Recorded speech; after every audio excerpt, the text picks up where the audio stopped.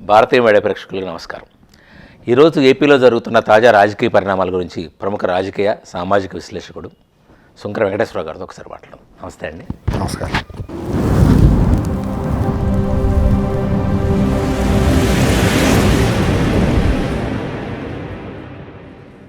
వెంకటేశ్వర గారు, ఈరోజు మనం చూస్తూ ఉన్నాం ఆంధ్రప్రదేశ్లో చాలా మత మార్పిడులు జరుగుతున్నాయనే టాక్ వినపడుతుంది. ప్రజల్లో కూడా ఆలోచన ఉంది. దీని గురించి మీరు ఏమంటారు? ఇది ఎప్పటి నుంచి ఊహించిన విషయమే. ఇది కొత్తగా జరుగుతున్నదేమీ కాదు. 2004 నుంచి 2009 మధ్యలో జరిగిన సంఘటనలో ఇంకా ఎక్కువ శాతం ఇప్పుడు జరగటానికి అవకాశాలు ఇంకా బలంగా ఏర్పడినాయి. 2004, 2009 మధ్యలోనే ఎక్కువ మత మార్పిడి జరిగిందనేది మనకు ఒక గణాంకాలు చెబుతున్నటువంటి వాస్తవం అన్నమాట. అప్పట్లోనే ముఖ్యమంత్రిగా ఉన్న వైఎస్ రాజశేఖర రెడ్డి గారు కుటుంబ సభ్యులు ఎక్కువ మంది మిషనరీస్ని ప్రోత్సహిస్తా చాలా విచ్చలవిడిగా అప్పట్లోనే మత మార్పులు జరిగినాయి. అది వెలుగులోకి రాలా. మీరు గత 25 సంవత్సరాల నుంచి కనుక కోస్తా జిల్లాలో, రాయలసీమ జిల్లాలో, లేకపోతే తెలంగాణలో కూడా మీరు గణాంకాలను కనుక ఒకసారి విశ్లేషిస్తే ఎవరైనా సరే అది మన కళ్ళకట్టినట్టు కనిపిస్తూ ఉంటుంది. అంటే అప్పటికే అసలు కోస్తా జిల్లాలో ప్రధానంగా 9 కోస్తా జిల్లాలో ఎప్పటి నుంచో క్రిస్టియన్ ప్రభావం అనేది చాలా ఎక్కువగానే ఉంది. అంటే అప్పుడు ఎస్సీలకు చెందినటువంటి వాళ్ళందరినీ కూడా, ఎస్టీలందరినీ ప్రలోభ పెట్టుకుంటా పాలపొడి, రగ్గులు, ఇటువంటి లేకపోతే ఇళ్ళ డబ్బులు, స్టీల్ గిన్నెలు ఇచ్చి ఆ రకంగా ప్రలోభ పెట్టుకుంటా మత మార్పులు జరిగినాయి. అది ఏదో జరుగుతుండేది, పెద్ద పట్టించుకునే ఇది ఉండేది కాదు. అప్పటికే ఊరూరు చర్చిలు వచ్చేస్తూ ఉండేవి. కానీ 2004, 2009 వచ్చేటప్పటికి ఏంటంటే వాళ్ళకు ఒక రకమైన భరోసా లాగా వచ్చేసేసి సైలెంట్ వేవ్గా చేసుకుంటూ వచ్చారు. అప్పుడు కూడా సైలెంటే, బహిరంగంగా చేయలే. ఇప్పుడు ఏంటంటే డైరెక్ట్గా బహిరంగంగా సవాలు విసిరేటట్టు మాకేమీ తిరుగులేదు, మీరేం చేసుకోగలరనే ఒక ధోరణి వాళ్ళ పాస్టర్లో, వీళ్ళందరిలో కూడా ప్రబలిపోయింది. అది మన కళ్ళ ముందు కనిపిస్తుంది. గత 2-3 నెలలుగా చూస్తా అంటే 2-3 నెలలు కదా, 6 నెలలు ఎప్పుడైతే కొత్త ప్రభుత్వం వచ్చిందో అధికారంలోకి, ఆ రోజు నుంచే వాళ్ళు మాకేమీ తిరుగులేదని ఒక అప్రహతమైనటువంటి ఒక విర్రవీగ ధోరణి అనేది వాళ్ళలో కనిపించింది.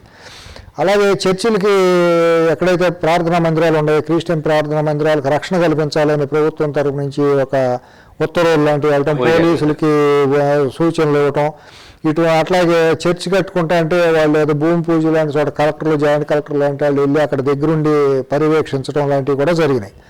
అలాగే నంద్యాల కొన్ని ఏరియాల్లో దేవాదాయ భూములన్నింటినీ కూడా జేసీబీలు పెట్టి వెళ్ళిపోయి సదును చేయటం, ఇటువంటివి కూడా కొన్ని జరుగుతూ వచ్చినాయి. ఇవన్నీ ఏంటంటే మాకు తిరుగులేదు అనే ఒక ధైర్యం అన్నమాట వాళ్ళకి. అది వాళ్ళు ఏంటంటే ఇంకా నిరంకుశంగా జరిగిపోతుంది. దాన్ని ప్రశ్నించే వాళ్ళు కూడా ఎవరూ లేరు. మతం తరపున కానీ ఇంకోటి తరపున కానీ మాట్లాడేవాళ్ళు లేరు. దీంట్లో జరిగిన ప్రధానమైన విషయం ఏంటంటే ఎవరైతే హిందూ మతాన్ని, సనాతన ధర్మాన్ని బలంగా నిలబడి వాదించాలో వాళ్ళందరూ వాళ్ళ స్వార్థం కోసం కానివ్వండి, లేకపోతే వాళ్ళ వర్గ పోరాటం, లేకపోతే వాళ్ళ కక్ష, లేకపోతే వాళ్ళ అసూయ, ద్వేషాలు రకరకాల గూడు కట్టుకుని వాళ్ళందరూ కూడా ఈ వైఎస్ రాజశేఖర రెడ్డి కాంగ్రెస్ అనే పార్టీకి వాళ్ళు అంటగాగడం మొదలెట్టారు. స్వరూపానంద స్వామి అంటారు. ఒకళ్ళే ఉంది స్వరూపానంద, చిన్నజీరు, అట్లాగే కొంతమంది పండిత వర్గానికి చెందినటువంటి వాళ్ళు నరనరాన ఒక కులం మీద అనవసరమైన ద్వేషం పెంచుకున్నారు. అది బహిరంగ రహస్యం, దాన్ని మనం మాట్లాడుకోవాల్సింది అయిందే. అది 1985 నుంచి కూడా తెలుగుదేశం పార్టీ మీద ఒక విద్వేషాన్ని ఈ బ్రాహ్మణ సామాజిక వర్గం పెంచుకుంటూ వచ్చింది అనవసరంగా. తర్వాత ఏమైందంటే అది ఇంకా గూడు కట్టుకున్నట్టు పెరిగిపోతూ వచ్చేసి వాళ్ళందరూ కూడా రాజశేఖర రెడ్డి పంచం చేరడం చాలామంది జరిగింది. దాని తర్వాత ఇప్పుడు ఏంటంటే మళ్ళీ కొత్తగా గత కొన్ని సంవత్సరాల నుంచి కూడా వీళ్ళందరూ వైఎస్ఆర్ కాంగ్రెస్కి అన్యోపదేశంగా సహకరించడం ఇవన్నీ చేశారు. అదేంటంటే వీళ్ళందరూ వాళ్ళ కన్ను వాళ్ళే పోడ్చుకున్నట్టు అయింది. కానీ వాళ్ళు ఏమి సమాజ హితం కోసం ఉండాల్సిన ప్రధానమైన వర్గం అంటే అందరినీ అనటానికి వీల్లేదు. వాళ్ళలో చాలామంది మతము, సనాతన ధర్మం, లేకపోతే సంప్రదాయాలకు కట్టుబడి ఉండేవాళ్ళు బాగా ఉన్నారు. కానీ కొంతమంది అవకాశవాదులు ఉంటారు, ప్రతి చోట ఉంటారు. వాళ్ళు ప్రధానంగా వెలుగులోకి వచ్చి వాళ్ళు చేసిన దుశ్చర్యలు కానివ్వండి, లేకపోతే ఒక రకమైన విద్వేషం, విషం చెమ్మటం అనేది చాలా తీవ్రంగా జరిగింది. దాని మూలాన మతం పలసన పడిపోయింది, హిందూ మతం పలసన పడిపోయింది. హిందూ మతం గురించి మాట్లాడాల్సిన శక్తులు, వర్గాలు కూడా ఎవరు లేకుండా పోయారు ఆంధ్రప్రదేశ్లో. ఇక్కడ తెలంగాణలో అంటే ఇక్కడ విహెచ్పి, ఆర్ఎస్ఎస్, ఇటువంటి బీజేపీ లాంటి బలమైన శక్తులు హైదరాబాద్లో ఉన్నాయి.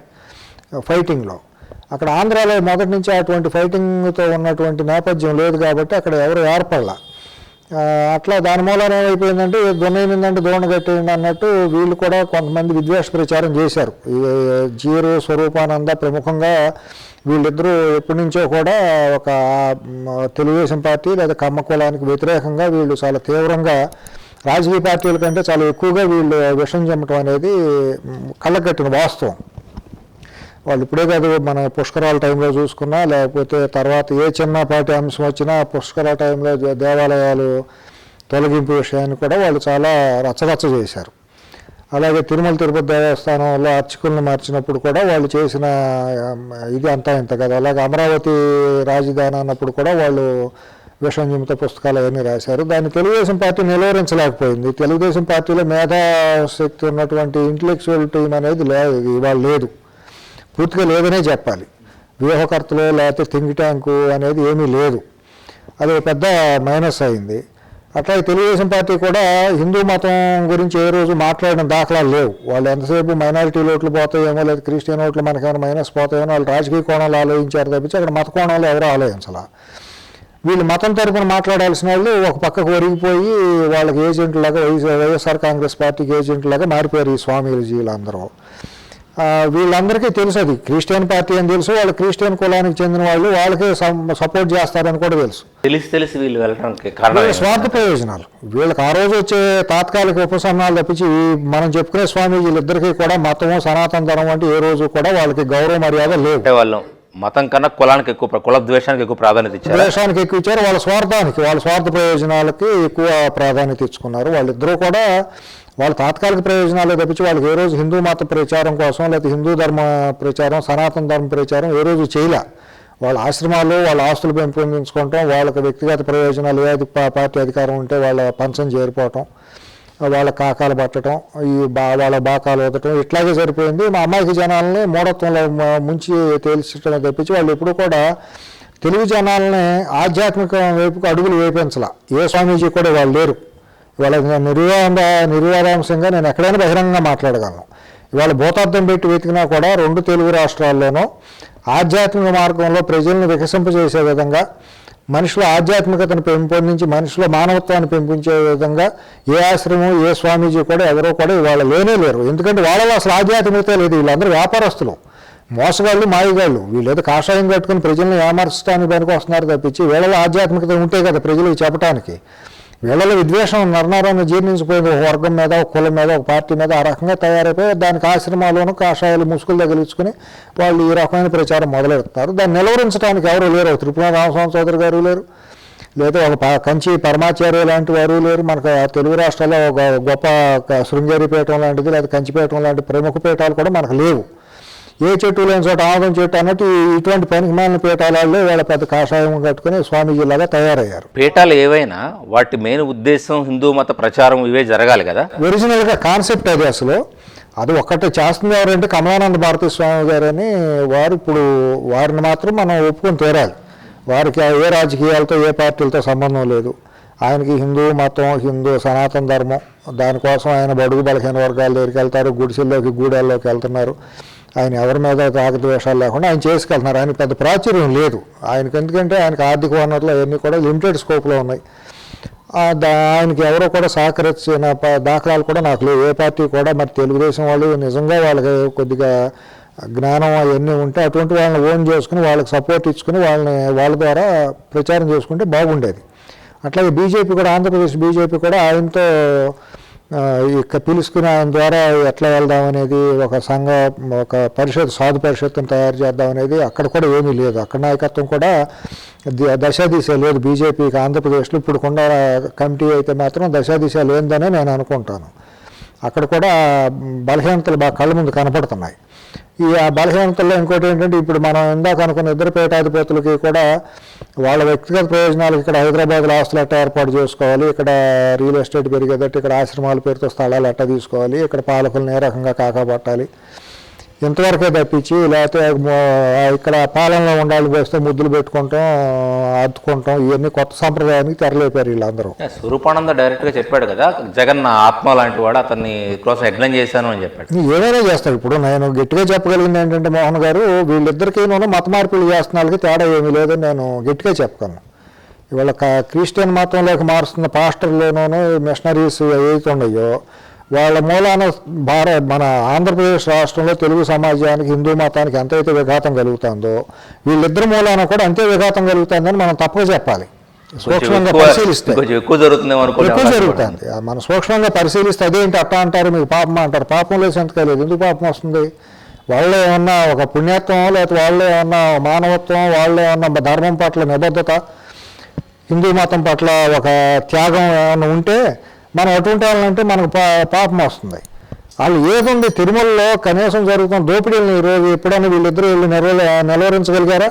వీళ్ళు ఎంతసేపు అక్కడ బ్లాక్మెయిల్ రాజకీయాలు చేశారు. వాళ్ళ మహాద్వారం నుంచి ప్రవేశాలు, పైన ఆశ్రమాలకు స్థలాలు ఇస్తే సరిపోయింది. తిరుమలలో భక్తులు, సామాన్య భక్తుల గురించి పడుతున్న అగసాట్ల గురించి పీఠాధిపతులు, స్వామీజీలు ఎందుకు మాట్లాడరు? దేవాలయాల భూములను ఆక్రమించేస్తాంటే రాజకీయ పార్టీల వాళ్ళందరూ వీళ్ళు ఎందుకు మాట్లాడరు? చిన్నజీర స్వామి గారు అప్పుడు తిరుపతి వెళ్ళను అని చెప్పి కొన్నాళ్ళు చెరువు మీద అలిగినట్టు ఉంటుంది అనమాట. ఏదో చెరువు మీద అలిగి ఏదో చేయనట్టు. అట్లాగే మరి ఇంకా మా మనిషికి మతమాత్సర్యాలోనూ, అహంకారాల్లోనూ, భేషజాలు పోనట్టేగా, అజ్ఞానంలో మునిగినట్టే కదా. తిరుమల మీద అలగటం, వెంకటేశ్వర స్వామి మీద అలగటం అంటే నువ్వేం చెప్పావు, ఏం మెసేజ్ ఇచ్చావు? బ్లాక్మెయిలర్వే కదా. అసలు అదో పెద్ద చర్చ. అది చేయాలంటే పెద్ద ఎపిసోడ్ అయిపోతుంది అనుకోండి. వీళ్ళందరూ కూడా ఇటువంటి క్యారెక్టర్లే. ఈ స్వామీజీలు అందరూ అన్లెస్ నాకు తెలిసి 2 రాష్ట్రాల్లో ఉన్న వాళ్ళలో మహనీయులు కొంతమంది ఉన్నారు, ముక్కు మూసుకుని ఎక్కడ ఉంటారు. కానీ ఇవాళ కాషాయం గట్టి రోడ్డు మీదకి వచ్చి ఎక్స్పోజ్ అవుతున్న వాళ్ళలో ఒక్క కమలానంద భారతీ స్వామి తప్పించి ఎక్కువ మంది ఈ బాపతి వాళ్ళే. ఇప్పుడు తిరుపతిలో దివ్య దర్శనాలను తిరుపతిలో చుట్టూ ఎక్కువ వివాదాలు కమ్ముకుంటున్నాయి. జగన్ పరిపాలనలోకి వచ్చినాక తిరుపతి చుట్టూ ఎక్కువ వివాదాలు కమ్ముకుంటున్నాయి. దీనికి కారణం ఏమై ఉంటుందంటారు? అంటే వాళ్ళ విచ్చలవిడితనం పెరిగిపోయిందండి. అంత మునిపే రాజశేఖర రెడ్డి బతుకున్నప్పుడే పైన హోమాలు, ప్రైవేట్ హోమాలు చేయటం, అవన్నీ విచ్చలవిడితనం జరిగిపోయింది. హోటల్లో, షాపుల్లో రాజశేఖర రెడ్డి ఫోటో పెట్టుకుంటాం, అప్పుడు ముఖ్యమంత్రిగా ఉన్నప్పుడు ఆయన ఫోటో పెట్టుకుంటాం. ఒక పెద్ద మాఫియా విజృంభించిపోయింది. అక్కడ టీటీడీ బోర్డు చైర్మన్లు అటువంటి వాళ్ళే ఉంటాం, పాలక మండలిలో కూడా అటువంటి వాళ్ళే ఉండటం అనేది జరిగింది. సంఘ విద్రోహ శక్తులు లాంటి వాళ్ళు, దేవుడు అంటే నమ్మకం లేనటువంటి వాళ్ళు, క్యారెక్టర్ లేనటువంటి వాళ్ళు ఇవాళ టీటీడీ బోర్డులోకి సభ్యులుగా వస్తున్నారు. అది ఏ పార్టీ అయినా కూడా. తెలుగుదేశం కూడా అదే దారుణం తప్పులు చేసింది. రాజకీయ స్వార్థం కోసం టీటీడీని వాడుకుంటాం అనేది నేను మొదటి నుంచి తప్పుపడతా ఉంటా. ఎప్పుడు కూడానండి ధర్మకర్తల మండలి, అది పాలక మండలి కాదండి. పేర్లు మార్చేసి దౌర్భాగ్యులు అందరూ దాన్ని పాలక మండలి అంటున్నారు. అసలు ఇప్పుడు వెంకటేశ్వర స్వామి ప్రపంచాన్ని పాలించేవాడికి దానికి పాలక మండలి ఏంటి? అది ధర్మకర్తల మండలి. ధర్మాన్ని ఆచరించేవాడు ధర్మకర్త అయి ఉంటాడు. ఇప్పుడు టీటీడీ బోర్డులో ఉన్న 100 మందికి ధర్మం అంటే తెలియదు. వీళ్ళు పూర్తిగా అధర్మంలో రాజకీయాల్లోకి వచ్చి అధర్మంగా డబ్బులు సంపాదించి, దోపిడీలతో డబ్బులు సంపాదించిన వాళ్ళు, లేదా ట్యాక్స్ లెగ్గొట్టి 100 కోట్లు సంపాదించిన వాళ్ళు, పారిశ్రామికవేత్తలు, వీళ్ళందరూ వాళ్ళు 100 మంది వాళ్ళే అవుతున్నారు. వీళ్ళెవరికి కూడా 100 మందికి క్యారెక్టర్ లేదు. 1% కూడా నేను దాంట్లో 99.9 అని కూడా నేను అన్నాను. ఇవాళ వస్తున్న వాళ్ళు 100 మంది అనర్హులే ధర్మకర్తలుగా ఉండటానికి. అటువంటిది ఏమవుతుందంటే ఈ ధర్మకర్తల మండలిలో కూడా అప్పుడు వచ్చిన వాళ్ళందరూ ఇటువంటి సంఘ విద్రోహ శక్తులు అంటే వాళ్ళందరూ చొరబడిపోయి అక్కడ ఒక మాఫియా శక్తుల్ని వాళ్ళ వ్యాపారాలు పెంచుకోవటానికి ఆ వెంకటేశ్వర స్వామిని అడ్డం పెట్టుకుని ఆ తిరుమల పవిత్రతని విఘాతం కలిగించుకుంటూ వచ్చారు. అప్పుడు బీజం పడింది. ఆ టైంలో ఆ బీజం పడింది, కొనసాగుతూ వచ్చేసింది. సరే, కొంతవరకు ఏంటంటేనండి ఇది మనం నిష్పక్షపాతం వెంకటేశ్వర స్వామి గురించి మాట్లాడుతున్నాను తప్పించి అటువంటి రాగద్వేషాలు లేకపోతే బయాసులు అనేది ఉండటానికి వీలు లేదు. నిజమే మాట్లాడుకోవాలి. నాకు జ్ఞానం వచ్చి నాకు 85 నుంచి నేను కొద్దిగా ప్రపంచం చూడటం, రాజకీయం ఏంటో చూసిన తర్వాత, అంత మునుపు నేను తెలుగుదేశం పార్టీ రాకమునుపు కూడా తిరుమల నేను వెళ్ళినాండి. నేను 82 నుంచి 80 నుంచి నేను తిరుమల రెగ్యులర్గా వెళ్ళటం మొదలెట్టినాండి. ఎన్టీ రామారావు గారు వచ్చిన తర్వాత ఎన్టీ రామారావు గారు మరో కృష్ణదేవరాయలాగానే తిరుమలని పునరుద్ధరించడంలో ఎన్టీ రామారావు గారు మరో కృష్ణదేవరాయలు. దాన్ని ఇక ఎవరో ఇది చేయడానికి వీల్లేదు. ఇంకెవరో ఆయనతో పోల్చడానికి కూడా వీల్లేనటువంటి క్యారెక్టర్ ఆయన. ఆయనప్పుడే ఆయన పరిపాలన ముఖ్యమంత్రిగా అధికారంలోకి వచ్చినప్పటి నుంచే తిరుమలలో క్యూ కాంప్లెక్స్ కట్టింది, అన్నదానం, నిత్యాన్నదానం పెట్టింది. అక్కడ భక్తులకి కనీస వసతులు పెంపొందించే విధంగా చేయటం, అట్లాగే టీటీడీ బోర్డులో ధర్మకర్తలుగా కూడా చాలా మంచి నిబద్ధత కలిగినటువంటి వాళ్ళ వ్యక్తిత్వం ఉన్నటువంటి పెద్ద మనుషులను వేయటం. వాళ్ళు కూడా ఎవరో కూడా ఏ రోజు కూడా స్వార్థానికి ఆ టీటీడీ పదవిని ఏ రోజు కూడా వాళ్ళు వాడుకున్న వాళ్ళు కాదు. ఆయన అంతే త్రికరణ శుద్ధిగా భక్తి అంటే దేవుడు అంటే అంతే త్రికరణ శుద్ధిగా నమ్మేవారు. అటువంటి వ్యక్తులను అక్కడ కూడా వేశారు. తప్పులు ఉండాలని మనం అట్లా వేయకూడదని చెప్పి అది ఉండాలండి. ఎప్పుడైనా కూడా ధర్మకర్తలు వాళ్ళు క్యారెక్టర్ ఉండాలి. దేవాదాయ భూములకి ఎండోమెంట్స్లోను ఈ దేవాలయాలకి ఎక్కడైనా ఏ దేవాలయాలైనా విజయవాడ దుర్గా దేవాలయం అయినా కానివ్వండి, లేకపోతే శ్రీశైలం అయినా కానివ్వండి, సింహాచలం అయినా కానివ్వండి. ఈ అన్యమతస్తులు కొంతమంది ఈ ధర్మకర్తల సంగతి వదిలేద్దాం. వాళ్ళంటే ప్రభుత్వం నియమిస్తుంది, రాజకీయ అవసరాలు ప్రభుత్వం ఎట్లా నియమిస్తుంది, క్రిస్టియన్స్ కూడా నియమిస్తుంది కదా. అదే అంటున్నాను సార్. అదే ఒకసారి అండి, ఇప్పుడు ఒకసారి ధర్మకర్తలుగా మనం నియమించబడిన తర్వాత మన వాక్కు, మన నడత, మన ప్రవర్తన అన్నీ కూడా కంట్రోల్లో ఉండాలి. సరెండర్ అవ్వాలి దేవుడికి. ఇవాళ టీటీడీ బోర్డు మెంబర్ అయినా సువార్త కూటమికి వెళ్తాను, వాళ్ళు పిలిచారు వెళ్తే తప్పు ఏంటి, వాళ్ళు పెట్టిన ఫంక్షన్స్కి నేను వెళ్తే తప్పు ఏంటి అని మాట్లాడుతా అంటే వాళ్ళ అజ్ఞానం. అటువంటి వాళ్ళని ప్రభుత్వాలు ఏ పార్టీలైనా సరే నిర్బంధంగా తీసేయాలి. వాళ్ళకి 10,000 కోట్లు ఉందని చెప్పి తీసుకొచ్చి వాళ్ళకి పదవులు ఇవ్వటం అంటే ఇవాళ అర్హత, డబ్బే అర్హత. అసలు అక్కడ సేవ చేసే ఇది ఉండాలి కదా. టీటీడీ అంటే ప్రపంచ ప్రఖ్యాతి చెందిన మన హిందూ మతానికి ఒక ముఖ్య కేంద్రం లాంటిది. అక్కడ వెళ్ళిన భక్తులకి ఎటువంటి సేవ చేయాలనేది ఉండాలి తప్పించి నేను కాంట్రాక్ట్ లెటర్ తెచ్చుకోవాలి, లేకపోతే నేను బ్యాంకుల నుంచి లోన్ లెటర్ తెచ్చుకోవాలి, ఆ పదవిని అడ్డం పెట్టుకుని అనే పనికిమాలిన ఎదవలందరినీ, బ్రోకర్లందరినీ మనం టీటీడీ బోర్డులోకి పెడతా ఉంటే అక్కడ పవిత్రత అప్పుడే మొదలైంది దెబ్బతినిపోవటం. అసలు అక్కడ మీకు తెలియదండి, అది పెద్ద మాఫియా సామ్రాజ్యం. మీకు ఎంతవరకు అవగాహన ఉందో నాకు తెలియదు, కానీ అక్కడ ఉద్యోగస్తుల నుంచి మొదలు పెడితే మొత్తం అంతా గూడు పుటానీలు గ్రూపులే. ఎవరు అధికారులు ఉంటే వాళ్ళకి వంతపాడే వాళ్ళు తప్పించి వెంకటేశ్వర స్వామి మీద భక్తి ఉన్న వాళ్ళు అక్కడ చాలా తక్కువ మంది. ఇంత లేకపోతే అసలు ఇది అన్యమతస్తులు దాంట్లో ఉద్యోగాలు ఎట్లా వస్తారండి? అక్కడ ఏఈఓలు కానీ వీళ్ళందరూ వచ్చేసి అక్కడ పరకామణిలో ఉండే సూపరింటెండెంట్లు అందరూ క్రిస్టియన్స్ ఉంటే వాళ్ళు తీసుకునే ఉద్యోగం చేసేదేమో తిరుమల తిరుపతి దేవస్థానాలు వెళ్ళేదో మా చర్చిలోకి వెళ్ళి ప్రార్థన చేసుకుంటారా? ఇది ఎంతవరకు సమంజసం?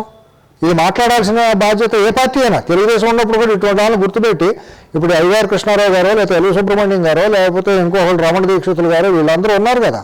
వీళ్ళందరూ ఆ రోజు ఎక్స్పోజ్ చేయాలి కదా. ఆ రోజు ఒక పాట, ఈ రోజు ఒక పాట, రేపు ఇంకొక పాట, ఇదంతా ఎంతవరకు సమంజసం? రమణ దీక్షితులు గారి ఇష్యూనే నేను మాట్లాడతా స్ట్రైట్గా. నువ్వు వెంకటేశ్వర స్వామి మీద అచంచలమైన భక్తి అంటావు. అచంచలమైన భక్తి నువ్వు పురోహితుడిగా చేస్తేనే భక్తి ఉంటుందా? ఇదేమన్నా నీ తాతల ముల్లే వెంకటేశ్వర స్వామి గుడి అంటే? నువ్వు అర్చకుడివి, నువ్వు రిటైర్ అవ్వాలి, నువ్వు వెళ్ళిపోవాలి. నేను నా సొంతం, నా గుడి, నా ఇష్టం, నా వంశపారంపర్యం అంటే నువ్వేడు వంశపారంపర్యం అంటానికి? తర్వాత బ్రాహ్మణులు లేరా? వాళ్ళందరూ అర్హులు కాదా? ఏ భక్తుల్లో లేదా ఆర్తితో అరిసేవాళ్ళు గోవిందా గోవిందా అని అరిసేవాళ్ళు వాళ్ళకి దేవుడు కాదా? రమణ దీక్షితులు గారే మొన్న ఏదో ఒక దాంట్లో చూశాను, హుండీలో కానుకలు వెయ్యొద్దు అని చెప్పి ఒక వీడియో సర్క్యులేట్. అది ఎప్పుడు తెలుగుదేశం పార్టీ అధికారంలో ఉండగా అటువంటి మాటలు మాట్లాడాడు. ఇవాళ నేను సూటిగా అడగ తెలుసుకున్నా మీ ద్వారా. ఈ వీడియో కొద్దిగా ఎడిట్ చేశాను, మీరు సర్క్యులేషన్లో పెట్టండి. ఎందుకంటే నేను రాయాలంటే కొద్దిగా విస్తృతమైంది కాబట్టి నేను కొద్దిగా కొద్దిపాటిగా రాసి నేను ఆ రోజు సర్క్యులేషన్లో పెట్టా. ఈరోజు నువ్వు మధ్యలో నువ్వు ఆడిన నాటకాలన్నీ సమాజం గమనిస్తాను. రమణ దీక్షితులు ఆయన ఎంఎస్సీ చదివాడు, పిహెచ్డీ చేశాడు, మరి జ్ఞానం ఉండాలి. ప్రభుత్వం ఆ నిర్ణయం తీసుకుంది, నువ్వు వెళ్తే కోర్టుకు వెళ్ళి ఛాలెంజ్ చేసుకోవాలి. ఒక అన్యమతస్తుడు ఏదైనా ప్రతిపక్ష నాయకుడు, అప్పుడు ప్రతిపక్ష నాయకుడు, ఇప్పుడు ముఖ్యమంత్రి, ఆ ఇంటి మీద సిలువు బొమ్మ వేసి ఉంటే తల ఉంచుకుని సిలువు కింద నుంచి తల ఉంచుకుని నువ్వు వెళ్ళావు. నువ్వు తలెత్తుకుని నువ్వు ఏడుకొండల వెంకటేశ్వర స్వామిని చూసుకుంటే నువ్వు మహాద్వారంలో నుంచి నువ్వు గర్భగుడిలోకి వెళ్ళే అర్హత ఉన్న వ్యక్తివి నువ్వు. అటువంటి వ్యక్తి తల వంచుకుని నువ్వు ఒక సిలువ కింద తల వంచుకుని నీ పదవి కోసం అంత దిగజారావంటే నీలో భక్తి ఉండట, స్వార్థం ఉండట? ఆ రోజు నువ్వేం మాట్లాడావు?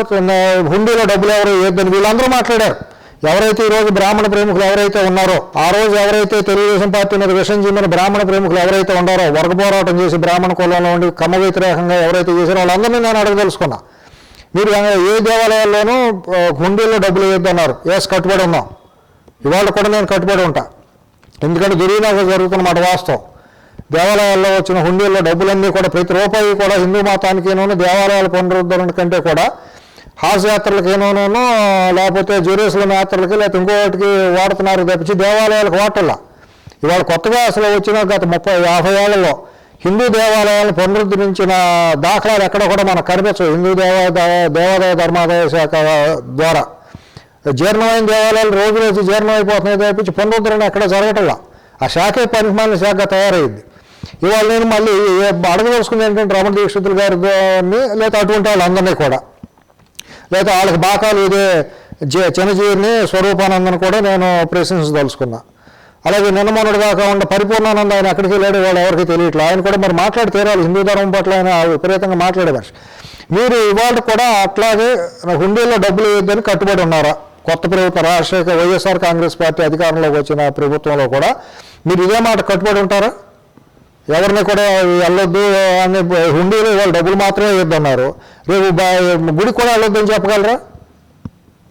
కానీ ఇవాళ హిందూ మతంకి సంబంధించిన దేవాదాయ శాఖలు అన్ని మతస్థులు ఉన్నప్పుడు వాళ్ళ గురించి మరి మీరు ఎందుకు ధర్నాలు చేయరు? వాళ్ళ గురించి మరి మీరు ఎందుకు ఒత్తిడి చేయరు కొత్త ప్రభుత్వం మీద? ఎల్వి సుబ్రహ్మణ్యం గారు అలాంటి ఒత్తిడి కంటిన్యూ చేశారని అతన్ని చీఫ్ సెక్రటరీగా తప్పించారని ఒక వాదన ఉంది, అది ఎంతవరకు నిజమంటారు? అది ఏ మాట కామాట అండి. ఐవీఆర్ కృష్ణారావు గారిని లేదా ఎల్వి సుబ్రహ్మణ్యం గారిని వీళ్ళిద్దరిని మనం ఏదైనా వేరే విషయాలు ఏదైనా మనం ఒక విమర్శ చేసినా కూడా, కొన్ని వేరే పనుల్లో అమరావతి విషయంలో ఇంకో దాంట్లో చేసినా, సనాతన ధర్మం హిందూ మతం వెంకటేశ్వర స్వామి భక్తి విషయంలో మాత్రం వీళ్ళిద్దరిని మనం వేలు పెట్టి చూపించడానికి వీలు లేదు. వాళ్ళు నో డౌట్ వాళ్ళిద్దరికీ కూడా అటువంటి దాంట్లో పూర్తి 100% వాళ్ళకి వెంకటేశ్వర స్వామి మీద భక్తి ఉంది, హిందూ మతం బాగుండాలనే ఒక దృఢ సంకల్పం ఉన్న వ్యక్తులు వాళ్ళిద్దరూ. అటువంటి వాళ్ళు చాలామంది ఉన్నారు. వాళ్ళు రాజకీయంగా వైరుధ్యం తెలుగుదేశం మీద లేకపోతే కమ్మకులం మీద కొంతమంది అటు ఇటు మాట్లాడచ్చు, వేరే చేయొచ్చు. కానీ చెప్పుకోవాలి, వాళ్ళని మాత్రం మనం తప్పు అంటాను. కాకపోతే ఏంటంటే వాళ్ళు అవకాశాన్ని బట్టి దాన్ని వాడుతూ ఉంటున్నారు తప్పించి దాన్ని నిష్పక్షపాతంగా ఎవరు వచ్చినా కూడా మేము ధర్మం కోసం నిలబడి ఉన్నామని అంటే వాళ్ళు తప్పకుండా గొప్ప వాళ్ళు అవుతారు. నిజంగా ఆయన ఆ రోజు మాట్లాడిన మాట వాస్తవమే. అది వాళ్ళకి కన్నర్ చేసే క్రిస్టియన్ మిషనరీస్ కన్నర్ చేసే పరిస్థితికి దోహదమైంది ఆయన మాట్లాడింది. అంటే అదే కారణంతో ఎల్వి సుబ్రహ్మణ్యం తొలగించారు అనుకోవచ్చు మనం. అది ప్రధానమైన కారణం, దాంట్లో నో డౌట్. దాని వెనక ఏంటంటే ఇప్పుడు ముఖ్యమంత్రి కుటుంబ సభ్యుల యొక్క ఒత్తిడి బలము అవన్నీ ఉన్నాయి అనేది తెలుస్తుంది. ముఖ్యమంత్రి కుటుంబ సభ్యులు కనుక క్రిస్టియన్ మిషనరీలు బలంగా అంతర్జాతీయ క్రిస్టియన్ మిషనరీలు ఉన్నాయి అనేది ఒక బలమైన ఇది. మరి అటువంటిప్పుడు ఈ చిన్నజీరును ఎల్వి సుబ్రహ్మణ్యం గారి విషయంలో చిన్నజీరును స్వరూపానంద మరి ఎందుకు మాట్లాడలేదు? నోరెత్తి మాట్లాడాలిగా, జరుగుతున్న తప్పు అని చెప్పాలి కదా. ఆయన చేసిన పాపం ఏంటి? ఆయన ఏమైనా అవినీతి పనులు చేసే మనిషి అయితే చెప్పండి, ఎక్కడైనా అవినీతి పనులు చేస్తే వాళ్ళని తప్పు చేశారని చెప్పొచ్చు. ఇప్పుడు మనం ఐవీఆర్ కృష్ణారావు గారిని కూడా అవినీతి అని అనడానికి ఎక్కడా లేదు. ఆయన పరిపాలనలోనే ఆయనకి ఏదైనా వ్యక్తిగతంగా అహం దెబ్బతిని ఆయన ఎక్కడ ఇగో దెబ్బతిని హర్ట్ అయ్యి ఆయన వేరే రకంగా మారి ఉండొచ్చు. కానీ ఆయన పరిపాలనా పరంగా కానివ్వండి లేకపోతే నీతివంతంగా విషయంలో కూడా ఎవరన్నా ఏలు పెట్టి చూపడానికి వీల్లేదు. వాళ్ళు తప్పకుండా వెంకటేశ్వర స్వామి హిందూ మతం సనాతన ధర్మం మీద వాళ్ళు కట్టుబడి ఉన్న మనుషులే. ఇవాళ జరుగుతున్న కొత్త ప్రభుత్వంలో ఇటువంటి వాళ్ళందరూ అడ్డం. ఇంకా కొంతమంది ఉన్నారు, జేఎస్ ప్రసాద్ గారు, ఇటువంటి వాళ్ళు కొంతమంది నిబద్ధత కలిగిన వాళ్ళు, హిందూ మతం అంటే అభిమానంతో కలిగిన ఐఏఎస్ ఆఫీసర్లు వాళ్ళు ఆంధ్రప్రదేశ్ రాష్ట్రంలో ఉన్నారు. ఇవాళ ఎల్వి సుబ్రహ్మణ్యం గారి ద్వారా వీళ్ళు ఏం మెసేజ్ ఇచ్చిందంటే ప్రభుత్వం, మా మత మార్పిళ్ళు మా మత ప్రచారానికి కనుక అడ్డం వస్తే మీకు కూడా ఇదే బతుకు, మీకు కూడా ఇదే గతి అని చెప్పి ఒక డైరెక్ట్ మెసేజ్ ఇచ్చిందని నేను విశ్లేషిస్తాను. మరి రమణ దీక్షితులు గారిని అంతకుముందు తెలుగుదేశం ప్రభుత్వంలో తీసేసినప్పుడు ఇతని దగ్గర వచ్చి మాకు ఆగమ శాస్త్ర సలహా మండలి అధ్యక్షుడిగా చేసింది కదా, దాన్ని ఎలా మనం తీసుకోవచ్చు? అంటే అది అవకాశవాదం. ఆగమ శాస్త్ర సలహా మండలి అంటే ఏదో ఒక పునరావాస కేంద్రంగా తీసుకొచ్చి పెట్టారు. ఇప్పుడు మరి ఆగమ శాస్త్రం ఏం చెబుతోంది? మతంలో అన్ని మతస్థులు దేవాలయాలు ఉండొచ్చని ఆగమ శాస్త్రం చెబుతోందా? మరి ఆయన మాట్లాడాలిగా. ఆయన ఎక్కడున్నాడో నాకు తెలియట్లా, కేర్ ఆఫ్ అడ్రస్ ఎక్కడున్నాడో ఏం చేస్తున్నాడో తెలియట్లా. మరి వీళ్ళందరూ అందరూ ఏకమైపోయి వేరేయాలి కదా, చీడపురుగుల్లాగా కలుపు మొక్కల్లాగా హిందూ దేవాలయాలు అన్ని మతస్థులు ఎవరైతే ఉన్నారో వాళ్ళందరూ వేరేయాలి కదా. వేరేయడానికి మా ఆగమశాస్త్రం మరి చెప్పేది అదే కదా. ఆగమశాస్త్రం తిరుమల ఒక్కదానికే పరిమితం అవుతుందా, లేకపోతే ఆంధ్ర రాష్ట్రంలో ఉన్నటువంటి అన్ని హిందూ దేవాలయాలన్నిటికీ ఆగమశాస్త్రం పరిమితం అవుతుందా? అది నాకు తెలియదు. మరి తిరుమల తిరుపతి దేవస్థానం ఆగమశాస్త్ర సలహాదారులుగా ఇచ్చారు, లేకపోతే ఆంధ్రప్రదేశ్ తిరుమల తిరుపతి దేవస్థానం ఆగమశాస్త్ర సలహాదారుగా ఇచ్చారు. ఆ జీవో నాకు తెలియదు, ఏ రకంగా ఇచ్చారనేది తెలియదు. అక్కడైనా ఆగమశాస్త్రం ప్రకారమైన ఆయన ధర్మాన్ని ఆయన ఇది చేయాలి. అంతేగాని పునరావాసం కోసం ఏదో రోజువారీ వెళ్ళటం కోసం అక్కడ ఒక గ్రూప్ ముఠానేతగా ఆయనకి ఇచ్చినట్టే తప్పించి ఆయన మీద ఏదో గౌరవం ఇచ్చినట్టే అని అనుకో. అంటే ఇక్కడ నాకు వచ్చిన అనుమానం ఏంటి అంటే ముఖ్యంగా హుండీలో కానుకలు వెయ్యొద్దు అన్న వ్యక్తిని ఆ తర్వాత తీసుకొచ్చి ఆగమశాస్త్ర సలహాదారులుగా ఇస్తే హుండీలో కానుకలు వెయ్యొచ్చా వెయ్యకూడదు అనే విషయం మనం ఆగమశాస్త్రం ప్రస్తావించిందా, దాంట్లో ఎలా ఉంది దాన్ని మన ఆగమశాస్త్రం వ్యతిరేకంగా తీసుకోవాలా, ఎలా ఉంటుంది? ఆగమశాస్త్రంలో నాకు తెలిసి ఏంటంటే ఒక దేవాలయాలు ఆగమశాస్త్రంలో కూడా రకరకాల ఆగమాలు ఉన్నాయి. వైష్ణవ ఆగమం వేరు, శైవ ఆగమం వేరు, శాక్తేయ ఆగమం వేరు, ఇటు ఆగమాలు కూడా ఉంటాయి. ఈ ఆగమశాస్త్రాలన్నీ కూడా మనుషులు రాసినాయి కానీ దేవుళ్ళు ఎక్కడ రాలే, వేదాలు ఎక్కడా లేవు. ఇది ఛాదస్థం ముదిరితే పిచ్చి ముదిరితే రోగాలు తలకు చుట్టమన్నట్టు ఒక్కొక్క ఛాందస్సం ఒక్కొక్క రకమైన ఆగమాలు రాస్తారు. సరే వాటిలోకి వెళ్ళి మనం ఏదైనా మనం గౌరవించాల్సిందే. అంటే ఒక దేవాలయంలో నిత్యం అర్చన ఎట్టా జరగాలి, పూజా పద్ధతులు ఎట్టా జరగాలి, దేవాలయం ఏ రకంగా ఉండాలి అని ఒక్కొక్క ఆగమంలో ఒక్కొక్క రకంగా ఉంటుంది. అక్కడ ఒక ఆగమ శాస్త్రం ఉంది. ఆగమ వైష్ణవంలో వైఖానసం అంటారు. వైఖానస ఆగమం ఒక వేరుగా ఉండొచ్చు. దాంట్లోనే మళ్ళీ శ్రీ వైష్ణవం అని ఏవో రకరకాలు ఉన్నాయి. అది పెద్ద సబ్జెక్ట్ అనుకోండి. ఎక్కడ కూడా ఆగమ శాస్త్రంలో హుండీలో భక్తులు డబ్బులు ఇవ్వద్దని ఎక్కడా చెప్పరు. మొక్కుకుంటారు, ఈ రకంగా జరిగితే నేను ఇటు నిలువు దోపిడీ ఇస్తాను, లేదంటే మా ఇంట్లో మంచి ఆరోగ్యం జరిగితే ఏదో నేను ఆ రోజుకు ఆ నిమిషానికి మొక్కుకున్నప్పుడు ఆ ఒంటి మీద బంగారం ఏదైతే తీస్తాను, లేకపోతే మా అమ్మాయికి మా అబ్బాయికి పెళ్ళి అయితే త్వరగా ఇదిగో 10,000 వేస్తాను మొక్కుకుంటారు. ఆ మొక్కున్నప్పుడు తీసుకొచ్చి ఆ ముడుపులు గట్టి తీసుకొచ్చి అక్కడ వేస్తారు. ఇప్పుడంటే మోహన్ గారు కానుకలు వేయటమంటే దారి తప్పింది. కానీ కానుకలు వేయటం పాత రోజుల్లో ఏంటంటే ఒరిజినల్గా ఆగమ శాస్త్ర ప్రకారం పసుపు గుడ్డలో మనం ఏదైతే వేద్దాం అనుకుంటున్నామో ఆ డబ్బు అంతా అక్కడ పెట్టి దాంట్లో ముళ్ళు పెట్టి ఆ డబ్బుని వెంకటేశ్వర స్వామి ఫోటో దగ్గర పెట్టి గూట్లో పెట్టి అప్పటి నుంచి నిత్యం గోవిందనామస్మరణ చేసుకుంటా మొక్కుకు అక్కడికి వెళ్ళే వరకు కూడా అంటూ మొట్టు తాకకుండా నాన్ వెజిటేరియన్ లాంటివి తినకుండా పవిత్రంగా పూజ చేసుకుని 3 ఊళ్ళు 5 ఊళ్ళు 7 ఊళ్ళు అని బేస్ సంఖ్యలో జోగి అని అడుక్కునేవాళ్ళు. కలసం పెట్టుకుని గోవిందాన్ని చందాలు వసూలు చేసుకుని, ఎందుకంటే అహం వదిలేయటం. భిక్షాందేహి అని సన్యాసులు తిరిగినట్టు అనమాట. వెళ్ళిపోయి ఆ 10 ఊళ్ళు 7 ఊళ్ళు తిరిగేసి ఆ వచ్చిన డబ్బుతోనే వీళ్ళు ఎంత గొప్పవాడైనా సరే ఆ డబ్బును ఖర్చు పెట్టుకుంటానే తిరుమల ప్రయాణం జరగాలి. అక్కడికి వెళ్ళి ఈ ముడుపుని తీసుకెళ్ళి ఆ హుండీలో వేసి వచ్చేవాళ్ళు. ఇవాళ ఏంటంటే అన్నీ చేస్తున్నారు, ఆ ముడుపు రకరకాలుగా వెళ్తున్నాయి అనుకోండి. అసలు ఒరిజినల్గా దారి తప్పింది ముడుపులో వేయటం అనేది. అదే ఇది తరతరాలుగా జరుగుతూ వస్తున్న సాంప్రదాయం కదా. వాళ్ళ టెక్నాలజీ మారింది కాబట్టి వాళ్ళ అది మారచ్చు.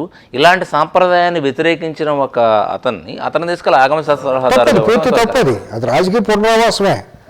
ఏమీ చేయలేక అక్కడ ప్రధాన అర్చకుడిగా పెడతానికి జీవోలు ఒప్పుకోవు కాబట్టి ఏదో పునరావాసం ఇవ్వాలి. అతను ఆగమ శాస్త్ర సలహాదారుడి హోదాలో రోజు నిత్యం గుళ్ళోకి వెళ్ళడానికి ఒక అవకాశం దొరుకుతుంది కాబట్టి దాన్ని ఫెసిలిటేట్ చేశారు తప్పించి ఐవాష్ అది అంతకు మించి అదేమీ కాదు. అతను కూడా ఆత్మవిమర్శ చేసుకోవాలి. ఇన్ని సంవత్సరాలు వెంకటేశ్వర స్వామికి నేను నమ్ముకుని సేవలు చేసిన వ్యక్తిని ఒక అన్య మతస్థుడి దగ్గరికి వెళ్ళి దేహి అని అడుక్కుని ఇది తీసుకున్నాను, ఇది ఎంతవరకు సమంజసం అని రమణ దీక్షలో అతని అంతరాత్మను అతను ప్రశ్నించుకుంటే చాలు, అతని జన్మ ధన్యం అవుతుంది. అంతే తప్పించి అది పూర్తిగా అది ఒక రాజకీయ కేంద్రానికి ఇతను ఒక ఏజెంట్ లాగా మారిపోయాడు అక్కడ. అది బాధతో చెబుతున్నా, ఆయన మీద గౌరవం నేను బాగా రెండు చెబుతున్నా. వసతి గృహాల అద్దెలు పెంచడం, మొన్న లడ్డు ధర పెంచాలనే నిర్ణయాన్ని చివరి నిమిషంలో ఉపసంహరించుకోవటం, వీటిని ఎలా చూడాలి? వీటి పెంచాల్సిన అవసరం నిజంగా ఉందా? పెంచడానికి ప్రత్యేక కారణాలు ఏమైనా ఉన్నాయి అంటే దీన్ని 2 రకాలుగానే చూడొచ్చండి. ఎప్పుడైతే దేవాలయాలు వ్యాపార కేంద్రాలు అయినాయో, హిందూ దేవాలయాలు ప్రధానంగా హిందూ దేవాలయాలని అక్కడ ప్రతి చోట వ్యాపార కేంద్రాలుగా మార్చేశారు. అట్లాగే ప్రసాదాన్ని పుల్లారెడ్డి స్వీట్స్ లాగా మార్చేశారు. దాంట్లో అసలు భక్తి అనేది లేదు ప్రసాదంలో. ఇవన్నీ మాట్లాడితే నువ్వు హేతువాదిగా నాస్తికుడు అని అనుకోవచ్చు. నేను పూర్తి భక్తి ఉంది, నాకు ఆధ్యాత్మికత తెలుసు, తత్వం తెలుసు, అన్నీ చదివినాకే నేను చెప్తున్నా, దాంట్లో ఎటువంటిది లేదు. ఇప్పుడు ప్రసాదం అనేది ఏంటంటే దేవుడికి నివేదన చేసిన దాన్ని ప్రసాదం అంటారు. ప్రసాదం అంటే ఒరిజినల్ అర్థం అది. ముందుగా వండేసి చక్కగా మనస్ఫూర్తిగా వండి తీసుకెళ్ళి దేవుడికి నివేదన పెట్టిన తర్వాత దాన్ని పెట్టింది ప్రసాదం అవుతుంది. అంతేగాని ఎవరికో పుల్లైకో మళ్ళీకో కాంట్రాక్ట్ ఇచ్చి బయట అవుట్సోర్సింగ్ కాంట్రాక్ట్ ఇచ్చి లడ్డూలు ఇవన్నీ తీసుకొచ్చేసి కౌంటర్లో దేవాలయంలో పెట్టేసి పులిహోరనో లడ్లు ఈగలు తెచ్చి బల్లులు తెచ్చి దాంట్లో కుక్కలు తిరిగి అవి తిరిగి అంటే తిరుమలలో కాదు సుమా, తిరుమలలో హైజీనిక్గానే తయారు చేస్తారు ప్రసాదాలని. ఎప్పుడైతే ప్రజల్లో ఒక మూఢత్వం పెరిగిపోయింది, మూఢత్వాన్ని పెంచడానికి పురోహిత వర్గం అంతా కూడా వాళ్ళు తోడ్పడ్డారు. ప్రసాదాలతోనే చాలా దేవాలయాలు వాళ్ళ జీతాలు ఇచ్చే పరిస్థితి వస్తుంది. ప్రజలను మూఢత్వంలో పెంచి ఇది ప్రసాదం అని అమ్ముతున్నారు. అసలు ఆ ప్రసాదాలు అమ్మటమే తప్పు. ఇంకోటి ఏంటంటే దేవుణ్ణి దర్శించుకోవడానికి వెళ్తే టికెట్ పెడతాం అనేది మహాపాపం. ఎక్కడెక్కడి నుంచో ప్రజలు పెళ్ళాం పిల్లలతో పస్తులు పట్టుకునే లేకపోతే కష్ట నష్టాలు కోర్చి దూర ప్రయాణాలు చేసుకుని దేవాలయంకి వెళ్తే నువ్వు దగ్గరగా అడుగు దూరం చూస్తే 10,000 రూపాయలు, ఒక 100 అడుగుల దూరంలో చూస్తే 1000 రూపాయలు, కిలోమీటర్ దూరంలో చూస్తే ఫ్రీ ఉచితంగా చూడొచ్చు అని చెప్పడం అంటే కేటగరైజ్ చేయడం అనేది మహాపాపమే కదా. రాజు పేద అనేవాడు దేవుడి ముందు సమానంగానే ఉండాలి. అక్కడికి వెళ్ళేవాడు ప్రతి ఒక్కడు దగ్గరగా వెళ్తాడు, దేవుడా నీ దయ చూపమని అడుక్కుంటానికి వెళ్తాడు. అటు రాజు అయినా, ప్రధానమంత్రి అయినా, రాష్ట్రపతి నుంచి మొదలెడితే మోహన్ అయినా, వెంకటేశ్వరరావు అయినా, శంకర వెంకటేశ్వరరావు అయినా అక్కడికి వెళ్ళిన వాళ్ళు అందరం బిచ్చగాళ్ళే దేవుడి ముందు. ఆయన శరణాగతి కోరి దేవుడా నువ్వు మాకు దయ చూపించమని అడుక్కుంటానికి వెళ్తున్నాం. దాంట్లో నేను గొప్ప పెద్ద బెగ్గరని, నువ్వు ఇంకో బెగ్గరని అడుక్కుంటానికి వెళ్ళినప్పుడు ఇక దాంట్లో హోదాలు ఏంటి? అట్లా ఆ రకంగా వాళ్ళు ఏం చేశారు, 10,000 రూపాయలు మనిషికి 10,000 రూపాయలు అని పెట్టారు. ఇది విఐపి దర్శనాలు అని. ఇది ఎంతవరకు సమంజసం? 10,000 రూపాయలు సామాన్య భక్తులు డబ్బు లేకపోతే నువ్వు రావద్దని చెప్పి మెసేజ్ ఇచ్చారు వీళ్ళు. అంటే నిదానంగా వీళ్ళు ఒక క్రిస్టియన్ రాజ్యాన్ని స్థాపించదలుచుకున్నారు. ఈ పేరుతో అక్కడ భక్తుల్ని దూరం చేయాలని. రేపొద్దున 1 కోటి రూపాయలు ఇస్తానంటే గర్భగుడిలోకి తీసుకెళ్ళి నిలబెడతారా వీళ్ళు? ఆగమశాస్త్రం చెప్పిందా చేయమని? రేపు రిలయన్స్ వాళ్ళు 100 కోట్లు ఇస్తానంటారు, వీళ్ళకి రోజువారీ రెడ్ కార్పెట్ వేసి రోజు గర్భగుడిలోకి వెళ్ళి వెంకటేశ్వర స్వామి దగ్గర పాదాల దగ్గర కూర్చోబెడతారా వీళ్ళు? ఏం మెసేజ్ ఇచ్చినట్టు వీళ్ళు అసలు భక్తి ఎంతవరకు ఉంది వాళ్ళ బోర్డు మెంబర్లకు కానివ్వండి వీళ్ళందరికీను? ఇది ప్రజలు ఇది చర్చించాలి, దీని మీద చర్చ జరగాలి. మొత్తం తెలుగు రాష్ట్రాలు, 2 తెలుగు రాష్ట్రాల్లో తెలుగు ప్రజలందరూ కూడా చర్చ జరగాలి. అంత దారుణంగా జరుగుతుంది. ఇప్పుడు మీరు అన్నట్టు ఏంటంటే రెంట్లు అద్దెలు పెంచారని. పెంచాలి, ఎప్పుడు ఉచితంగా ఇవ్వడం అనేది జరగదు అనుకోండి. అక్కడ కూడా ఉద్యోగస్తులు వాళ్ళందరికీ మంచి కరెంటు బిల్లు అన్నీ వస్తాయి అనుకోండి. హైజీనిక్గా రూములు ఉండాలన్నా కూడా కొద్ది ఖర్చులు పెట్టాలి. ఇవాళ పాత 50 ఏళ్ళలో చూసుకుంటే ఆర్థిక స్వావలంబన మనుషుల్లో కూడా పెరిగింది, ఎకానమీ మారింది. ఒక డబ్బు ఖర్చు పెట్టే పరిస్థితి కూడా ప్రతి ఒక్క పేదవాడికి కూడా ఏదో ఒక రకంగా వస్తాయి. కాకపోతే ఎంతవరకు పెట్టాలి, ఎంతవరకు ఉంచాలి అనేది ఒక పద్ధతి ఉంటే బాగుండేది. ప్రధానంగా అక్కడ నా ఉద్దేశం ఏంటంటే త్రికరణ శుద్ధిగా కనుక దేవాలయాల ధర్మకర్తలోనూ ప్రభుత్వం తలుసుకుంటే అక్కడ ఉచితంగా రూములు ఇవ్వడానికి సరిపడా ఆర్థిక వనరులు వెంకటేశ్వర స్వామి దగ్గర పుష్కలంగా ఉన్నాయి. ఆ డబ్బులను అక్కడికే భక్తుల డబ్బుల్ని భక్తుల కోసమే కనుక వాడగలిగితే వచ్చిన భక్తులందరికీ కూడా ఉచితంగా మనం చేయొచ్చు. చేసి వెళ్ళిన భక్తుడికి అక్కడ హుండీ పెట్టి రూమ్ ఇచ్చాము, అన్నదానం పెడుతున్నాం, మీకు తోసింది అక్కడ ఏంటంటే ఏ భక్తుడు కూడా ఆర్థికంగా ఉన్న మనిషి వెంకటేశ్వర స్వామి మీద ప్రేమ భక్తితో తప్పించి అక్కడ పాలించే ముఖ్యమంత్రిని చూసా లేకపోతే ట్రస్ట్ బోర్డు చైర్మన్ చూసి ఎవరు ఎక్కువ తక్కువ లేరు. ఆ వెంకటేశ్వర స్వామి మీద భక్తితో వెళ్ళిన వాళ్ళు మనం పొందిన లాభం కంటే ఇంకెక్కువ వేస్తారు. ఇప్పుడు భోజనం తింటే 100 రూపాయలు అవుతుంది, రూమ్లో ఉంటే 300 అవుతుంది. మోటార్స్ కనుక్కుందాం 1000 రూపాయలు వేస్తాడు. సరే మనం వేరే వాళ్ళకి కూడా ఇద్దామని. కొంతమంది పెద్దలు దేవుడి దైవతో బాగా ఆర్థికంగా సంపన్నత ఉన్నాళ్ళు ఇంకా ఎక్కువ కూడా వేస్తారు, గుప్తంగా వేసుకుంటూ ఉంటారు. ఇక్కడ ఇంకోటి జరుగుతున్న పెద్ద దారుణం ఏంటంటే మోహన్ గారు, అది నాకు నిన్న మొన్న నా దృష్టికి వచ్చింది. త్వరలో ఏంటంటే హుండీని ఎలక్ట్రానిక్ ఇదిగా పెట్టాలనే ఒక ఆలోచన వాళ్ళకు వస్తుందని తెలిసింది. అది చాలా ఫెయిల్యూర్ అవుతుంది. ఇప్పుడు హుండీలో కొంతమంది కొన్ని లక్షలు తీసుకెళ్ళి మూట తీసుకెళ్ళి వేస్తారు. మీరు ఇచ్చే ముందు మా ముందు పెట్టాల్సిందే అని మేము స్క్రూటినీ చేస్తాము, ఎవరెవరు ఏ భక్తుడు ఎంత ఇచ్చారనేది మాకు చూపించి హుండీలో వేయాలని ఒక కొత్త ప్రతిపాదన పెట్టబోతున్నారు అనేది ఒకటి వచ్చింది. అది తిరుమల యొక్క పవిత్రతని, తిరుమలలో యొక్క భక్తుల్ని కించపరచడం లేకపోతే తిరుమలలో వచ్చే భక్తులను ఆపేయటానికి ఇది ఒక రహస్యమైన ఇజ్రాయిల్ కేంద్రం, వాటికన్ సిటీ కేంద్రంగా పన్నుతున్న కుట్రేమోనన్న ఒక భయం కూడా ఉంది. ఎందుకంటే సహజంగా అక్కడ జరగాల్సింది ఏంటి అంటే ముడుపులేసేదైనా కానుకలేసైనా దేవుడికి ఆ భక్తుడికి మధ్య మాత్రమే జరగాల్సింది. అంటే నువ్వెవడు అసలు ఏమేస్తున్నావు చూపించమంటానికి? కొత్తగా ఇన్నేళ్ళు 100 సంవత్సరాల నుంచి లేదు, ఇప్పుడు కొత్తగా వచ్చి హుండీలో ఏమేస్తున్నావు మాకు చూపించమంటాం ఎంతవరకు పద్ధతి అది? అది ఎవరు మాట్లాడలేదు. వాళ్ళు తెలుగుదేశం కూడా మాట్లాడిపోతాం, చాలా బాగా అనిపిస్తుంది. బీజేపీ మాట్లాడిపోతాం, అక్కడ వేరే హిందూ వర్గాలు కూడా ఎవరు మాట్లాడకపోవటం అనేది చాలా నాకు నేను 2 రోజులు నాకు తెలిసింది ఇది జరుగుతుంది అని. ఇప్పుడు నేను 10 లక్షలు వేస్తా, ఇవాళ 10 లక్షలు నేను వాళ్ళు చూపించాలని అంటే రేపు పొద్దున ఇన్కమ్ ట్యాక్స్ వాళ్ళు వచ్చి నా మీద పడతారు. ఇవాళ ఎవరికి తెలియని భాగవతం భారతదేశంలో భూముల రేట్లు ఎంత ఉంది, మార్కెట్ రేట్ ఎంత ఉంది, బయట తిరిగే రేట్ ఎంత ఉంది, బ్లాక్ మనీ ఎంత నడుస్తుంది అందరికీ తెలిసిందే కదా. ఇప్పుడు నేను 10 లక్షల రూపాయలు ఇన్కమ్ ట్యాక్స్ చూపించి ట్యాక్సులు పెట్టి నేను ఈ రిస్క్ నాకేం పెట్టి నాకు వచ్చింది నేను తీసుకెళ్ళి దేవుడికి వేసుకుంటాను అనే భక్తులు చాలామంది ఉంటారు.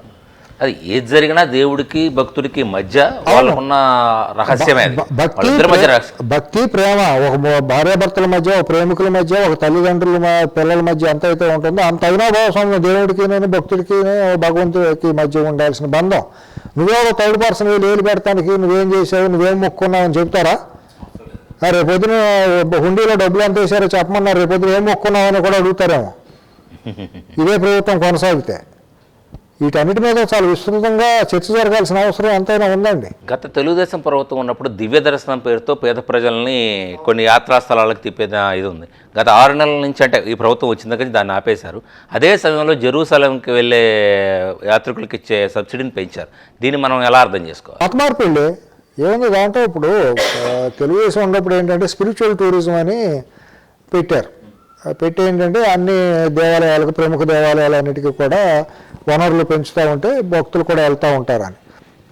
గత మన స్వాతంత్రం వచ్చిన దగ్గర నుంచి చూసుకుంటే గత 100 సంవత్సరాలకైనా ప్రధానంగా మన స్వాతంత్రం వచ్చిన తర్వాత చూసుకుంటే వాళ్ళ రహదారులు మెరుగుపడినాయి, రవాణా సౌకర్యాలు మెరుగుపడినాయి, భక్తులు కూడా వెళ్ళటానికి కూడా కొద్దిగా టూరిజం ఎక్కడో చోటకి. అంత మునిపి అంటే ఆర్థికంగా వ్యవసాయం ఇవన్నీ ఉన్నప్పుడు వెసులుబాటు ఉండేది కాదు. ఇవాళ మారిన ఎకానమీలో ప్రతి ఒక్కళ్ళు ఎక్కడో చోటకి వెళ్ళాలి. ఇప్పుడు బాగా డబ్బు ఉన్నాడు కాశ్మీర్ వెళ్ళొచ్చు, స్విట్జర్లాండ్ వెళ్ళొచ్చు, లేకపోతే ఊటీ, కొడైకెనాల్ అట్టా వెళ్ళే వాళ్ళు కొంతమంది ఉంటారు. కొంతమంది ఆర్థోడాక్స్ పీపుల్ ఉంటారు. ఇవన్నీ వద్దు, మన దేవాలయాలు ఎక్కువ చూద్దాము రిటైర్ అయిన పీపుల్, లేదా కొంతమంది ఉంటారు వయసుకు వచ్చాం కదా ఇంకేం దేవాలయాలు తిరుగుదాం అనుకునే వాళ్ళు ఉంటారు. కుటుంబంగా వెళ్ళే వాళ్ళు చాలామంది ఉంటారు. వాళ్ళందరి ద్వారా ఏంటంటే దేవాలయాలు టూరిజం పెరిగితే అక్కడ దేవాలయాలు వృద్ధి చెందితే అక్కడ బ్రాహ్మణులు కూడా ఆర్థికంగా పాపం వాళ్ళు కూడా చాలా ఇది మంచి ఇది కలుగుతుంది. ఇవాళ బ్రాహ్మణుల్లో కూడా చాలామంది పూజారి వృత్తిలోకి వచ్చిన వాళ్ళు, పురోహిత వృత్తిలో ఉన్నవాళ్ళు చాలా తీవ్రమైన కష్టాల్లో ఉంటున్నారు. వాళ్ళకి ఏమీ లేవు పాపం. ఏదో మనమే వాళ్ళని పోషించుకోవాలి. వాళ్ళకి వేరే గవర్నమెంట్ జీతాలు ఏమీ లేవు, పెన్షన్లోనో పిఎఫ్లో ఏమీ లేవు కదా. ఇవాళ హిందూ మతానికి వెన్నెముక లాంటిది బ్రాహ్మణ సమాజం. ఆ బ్రాహ్మణ సమాజాన్ని కాపాడుకోవాల్సిన బాధ్యత సమాజం మీద పూర్తిగా ఉంది. ఎందుకంటే ఒక సిస్టమ్ నడవాలంటే హిందూ మతంలో పూజలు, పునస్కారాలు, అర్చనలు అవన్నీ నడవాలంటే ఆ పురోహిత వర్గం ఉండి తీరాలి. వాళ్ళు ఉంటేనే దేవాలయాల్లో ధూపదీప నైవేద్యాలు జరుగుతూ ఉంటాయి. వాళ్ళని కాపాడుకోవాల్సిన బాధ్యత సమాజం మీద ఉంది. సమాజం అంటే టూరిజం దేవాలయాలకు వెళ్ళినప్పుడు హుండీల్లో డబ్బులు వస్తాయి. ఆ డబ్బుల ద్వారా వాళ్ళ జీతాలు, మంచి జీతాలు ఉంటాయి. వాళ్ళు పిల్లలు అతి సుఖంగా బతుకుతారు. వాళ్ళు ఇంకా మనస్ఫూర్తిగా దేవుడి పట్ల ఇంకా ఎక్కువ పూజలు చేయడానికి ఉంటుంది. ఒక పక్కన అర్చకుడు ఆకలితో అలమటేస్తే దేవుడికి పూజ చేయాలంటే ఎంత దారుణంగా ఉంటుందో ఆలోచించండి. పాపం వాళ్ళకి వేరే తెలియదు కూడా. దాంట్లో భాగంగా ఏంటంటే చంద్రబాబు నాయుడు గారు అప్పుడు ఈ టూరిజం పెట్టాలనే మంచి కాన్సెప్ట్ అది. ఆ కాన్సెప్ట్ దేవాలయాలు కూడా వృద్ధి చెందేవి, భక్తుల్లో కూడా భక్తిభావం పెరిగేది. ఇప్పుడు వీళ్ళేంటంటే హిందూ మతం మీద ఒక దాడి అండి, ప్రత్యక్షమైన దాడి, పరోక్ష దాడి, ప్రత్యక్ష దాడి రెండు జరుగుతున్నాయి ఇప్పుడు. ఆ ప్రత్యక్ష దాడిలో భాగమే ఇవాళ ఈ దివ్య దర్శనాలు ఇటువంటి వాటన్నింటినీ బస్సులు ఆపేయటం, లేకపోతే వెళ్లకుండా ఆపేయటం, అక్కడికి వెళ్ళిన చోట మత ప్రచారాలు చేయటం, బైబిల్ పుస్తకాలు పంచటం బహిరంగంగానే. మీరు ఈ దివ్య దర్శనం టైంలో కూడా తెలుగుదేశం ప్రభుత్వం ఎక్కువ దళితులకి వాళ్ళకి ఎక్కువ ప్రిఫరెన్స్ ఇచ్చినట్లు. అసలు ఇంకోటండి, ప్రధానంగా భారతదేశంలోనూ లేకపోతే మన ఆంధ్రప్రదేశ్లో దళితుల పట్ల సమభావం తీసుకొచ్చి దేవుడు అందరివాడు అని చెప్పిన ఒకే ఒక్క వ్యక్తి ఎన్టీ రామారావు గారు.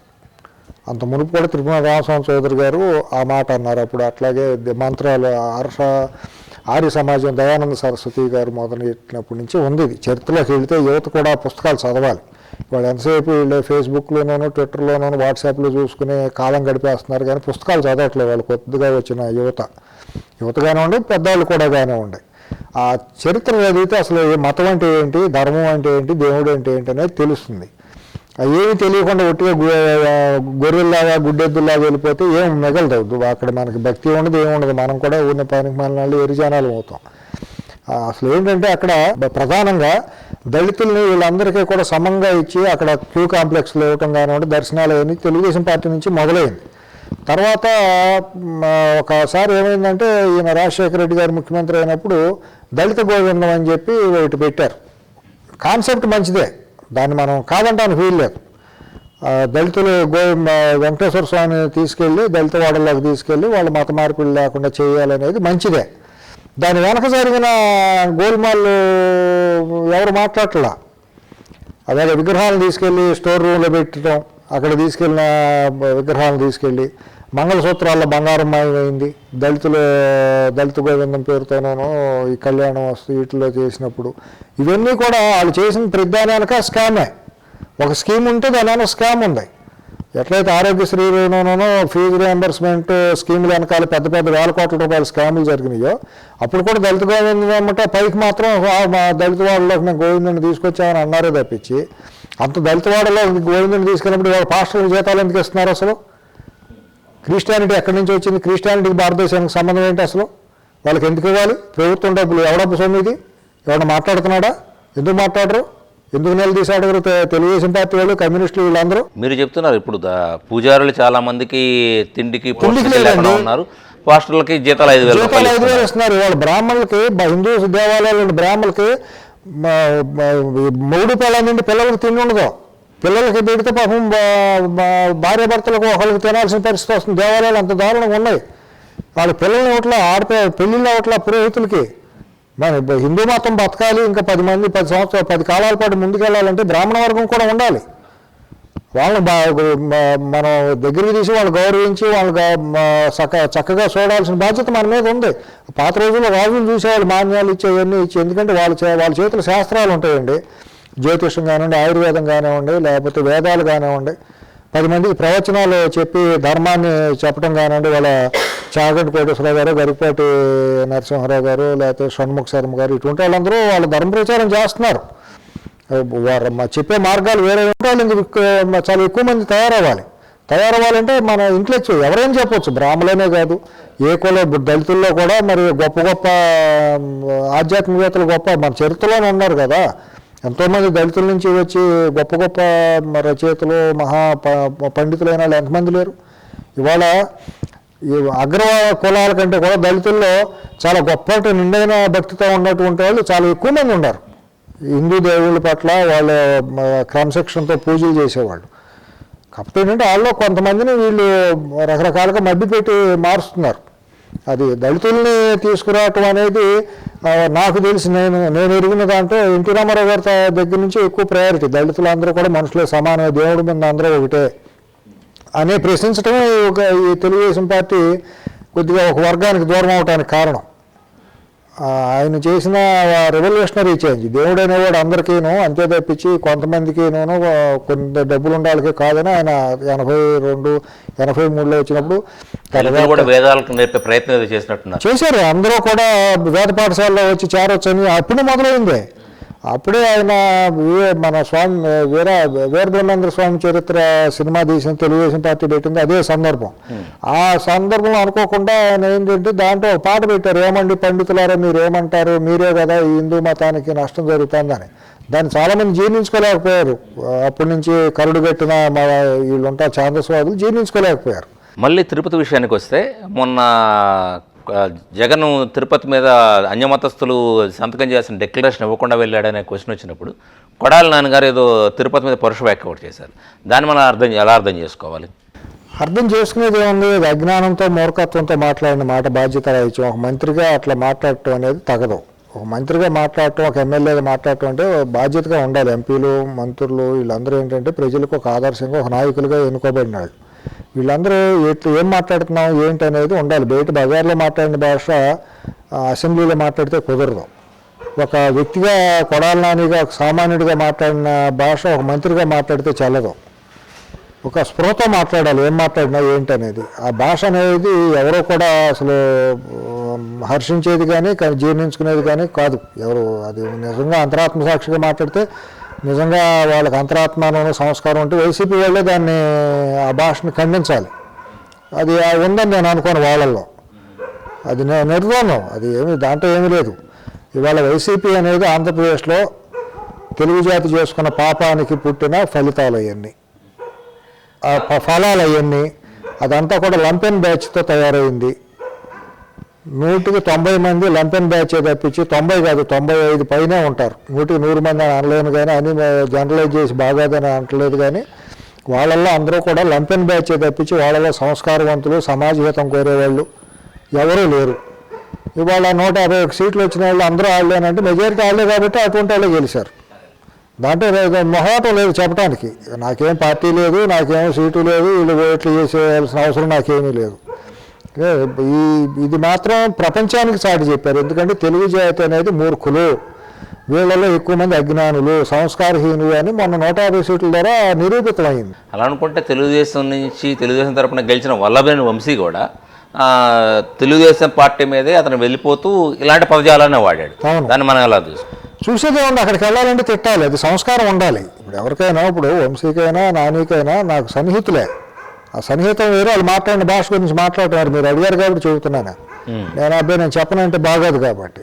వాళ్ళిద్దరూ నాకంటే చిన్నవాళ్ళే, నాకు బాగా సన్నిహితులే, బాగా కావాల్సిన వాళ్ళే. వాళ్ళు కావాల్సిన వాళ్ళు మంచి పని చేస్తే నేను సంతోషించేవాళ్ళు, నేను ఒకడినే.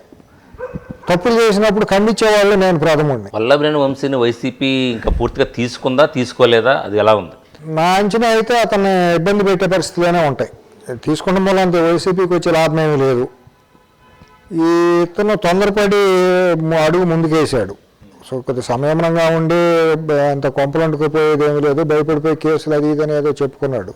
సరే, ఇందాక మీరు అన్నట్టు ఏంటంటే అతను వాడిన భాష ఏంటంటే మరి అవతరాలు మెప్పు పొందాలంటే అవతరాలు తిట్టాలనేది సులువైన సంప్రదాయాన్ని, చీప్ సంప్రదాయాన్ని ఫాలో అయ్యాడు. పార్టీ మార్చడం అనేది తప్పు. అతనికి ప్రాణం ఇచ్చి భిక్ష పెట్టే ఏదైనా కూడా తల్లి లాంటి తెలుగుదేశం పార్టీలో అయితే అతను ఎవరికి తెలియదు కూడా. అక్కడ వాళ్ళు గెలిపించింది కూడా తెలుగుదేశం పార్టీ సింబల్ మీద గెలిపించారు తప్పించి ఇతన్ని చూసి ఏమీ గెలిపించలేదు.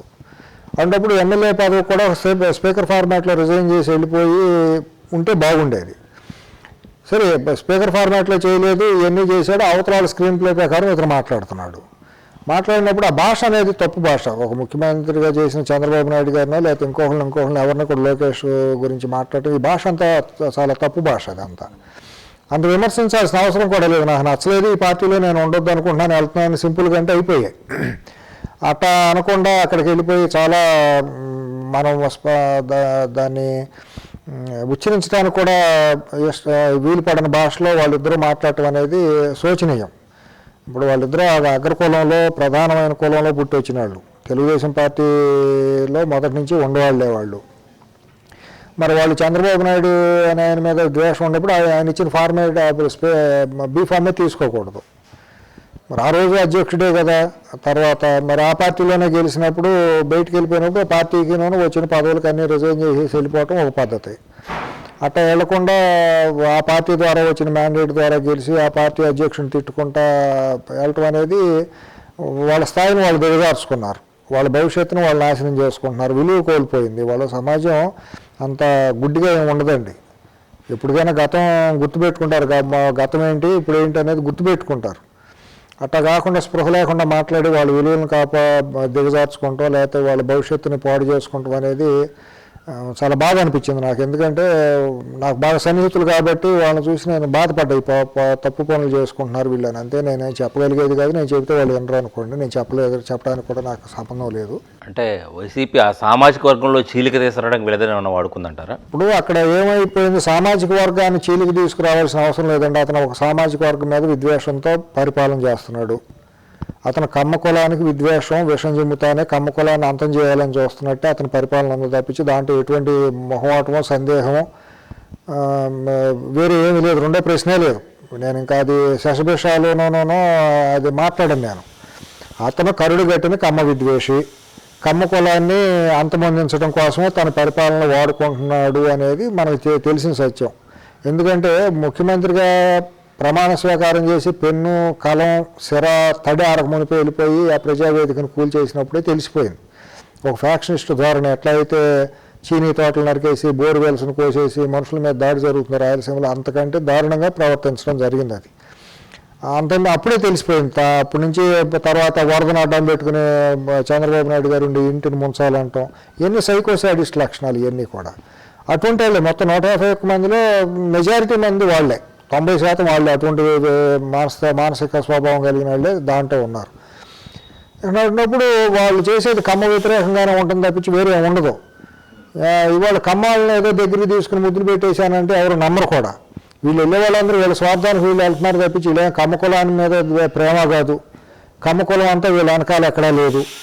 అక్కడ తెలుగుదేశం పార్టీని చంద్రబాబు నాయుడు గారిని ఎన్టీ రామారావు గారి మొహం చూసి ఓట్లు వేసారో తప్పించి తెలుగుదేశం పార్టీ మీద ఉన్న మమకారంతో ఓట్లు వేసారో తప్పించి ఇవాళ వైసీపీలో గెలిచిన కమ్మ ఎమ్మెల్యేలందరూ కమ్మ కులస్తులందరూ వీళ్ళ వెనకాల ఉండి ఓట్లు వేస్తే గెలిచారా? వీళ్ళు కమ్మ కులానికి రిప్రజెంటేటివ్లా? చెప్పానండి. వీళ్ళు కమ్మ కులానికి ఏం చేశారో చెప్పానండి. పోనీ ఈ విట్టుమాట కమ్మ దీన్ని తీసుకెళ్ళి కమ్మ కులానికి ముడిపెడతాం తప్పు. వీళ్ళందరూ స్వార్థంగా వెళ్తున్నారు తప్పించి, అట్లాగే ఇప్పుడు ఉన్న ముఖ్యమంత్రి కూడా కమ్మ కులాన్ని ఏదో దగ్గరికి తీసుకుని ఏదో సోషలిస్టిక్గా లేకపోతే నేను అందరి మనిషిని అనే చెప్పుకునే మనిషి కానే కాదు. అతను కరుడు పెట్టిన మతోన్మాది. చెప్పాల్సింది ఏంటంటే అతను కరుడు పెట్టిన మతోన్మాది. అతను క్రిస్టియన్ మతాన్ని 100% పెంచి పోషిస్తాడు. రెండో ఫ్యాక్టర్ ఏంటంటే అతను కరుడు పెట్టిన కమ్మ వ్యతిరేకి. కమ్మ వాళ్ళ అంతగా అతని జేయం. అతను ఇవాళ కదా ఎన్ని సంవత్సరాల పరిపాలన ఉండ కమ్మ విద్వేషంతోనే అతను నడుపుతాడు తప్పించి, అతని స్వార్థానికి కొంతమందిని వాడుకుంటాడు కమ్మ పేర్లు పెట్టుకుంటాం కోసం. ఎందుకంటే ఆ పేర్లు కూడా నేను చెప్పేస్తాను. ఇప్పుడు లక్ష్మీపార్వతి గారిని కానీ లేకపోతే లక్ష్మీప్రసాద్ గారు లాంటి వాళ్ళు, ఇటువంటి వాళ్ళు ఆయన తురుపు ముక్కలుగా కావాలి కాబట్టి ఊరినే అట్లా వాడుకుంటున్నారు తప్పించి, వీళ్ళు ఎవరికి అక్కడ గౌరవం ఉండదు. అపాయింట్మెంట్లు ఉండవు, ఇంటర్వ్యూలు ఉండవు, వీళ్ళ ముఖం చూసే పరిస్థితి కూడా ఉండదు. వీళ్ళు అక్కడ సెకండ్ గ్రేడ్ సిటిజన్స్గా కూడా కాదు, అంతకంటే దారుణంగా అక్కడ వీళ్ళందరూ కాలం వెళ్ళబోయాల్సిందే. మీరు చెప్పిన లక్ష్మీప్రసాద్ గారు అండ్ లక్ష్మీపార్వతి గారు తెలుగు అకాడమీ అధ్యక్షురాలు, లక్ష్మీప్రసాద్ గారేమో అధికార భాషా సంఘం అధ్యక్షుడు. ఈ టైంలో ఇప్పుడు తెలుగు మీడియం తీసేసి పూర్తిగా ఇంగ్లీష్ మీడియం పెట్టేద్దాం, తెలుగుని చంపే కుట్ర జరుగుతుంది. మరి దీన్ని ఎలా తీసుకోవాలి మనం? మరి వీళ్ళందరికీ పదవులు ఎందుకు ఇచ్చారు? అది నాకు లక్ష్మీప్రసాద్ గారు కూడా చాలా సన్నిహితులు. నా వెల్విషర్గా నేను అనుకుంటా, నేను చాలా గౌరవిస్తాను. ఆయన రాజకీయంగా ఎవరేమనుకున్నా కూడా నాకు ఐ డోంట్ కేర్. నాకు అత్యంత సన్నిహితులే, నో డౌట్. ఆయన ఏ ఉన్నతమైన మంచి పని చేసినా నేను దాన్ని హర్షిస్తాను, సంతోషం వ్యక్తం చేసే వ్యక్తుల్లో నేను కూడా ఒకడిని. కానీ తెలుగు భాష విషయంలో ఆయన చేస్తున్న పోకడలు నన్ను చాలా తీవ్రంగా బాధ పెట్టినాయి. నన్నే కాదు, నాలాంటి వాళ్ళు కొన్ని కోట్ల మందిని బాధ పెట్టినాయి.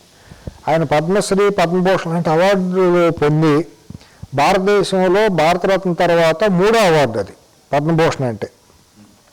అంత స్థాయిలో అవార్డు పొందిన వ్యక్తి ఏ తెలుగు భాష ద్వారా అయితే ఆయన ఒక వ్యక్తిగా నిలబడ్డారో, ఆ భాషకు అన్యాయం జరుగుతుంటే దాన్ని సమర్థించడం అనేది ఆయన ఆత్మహత్య సదృశ్యం. ఆయన ఆత్మ పరిశీలన చేసుకోవాలి, అది ఆత్మవంచన అవుతుంది.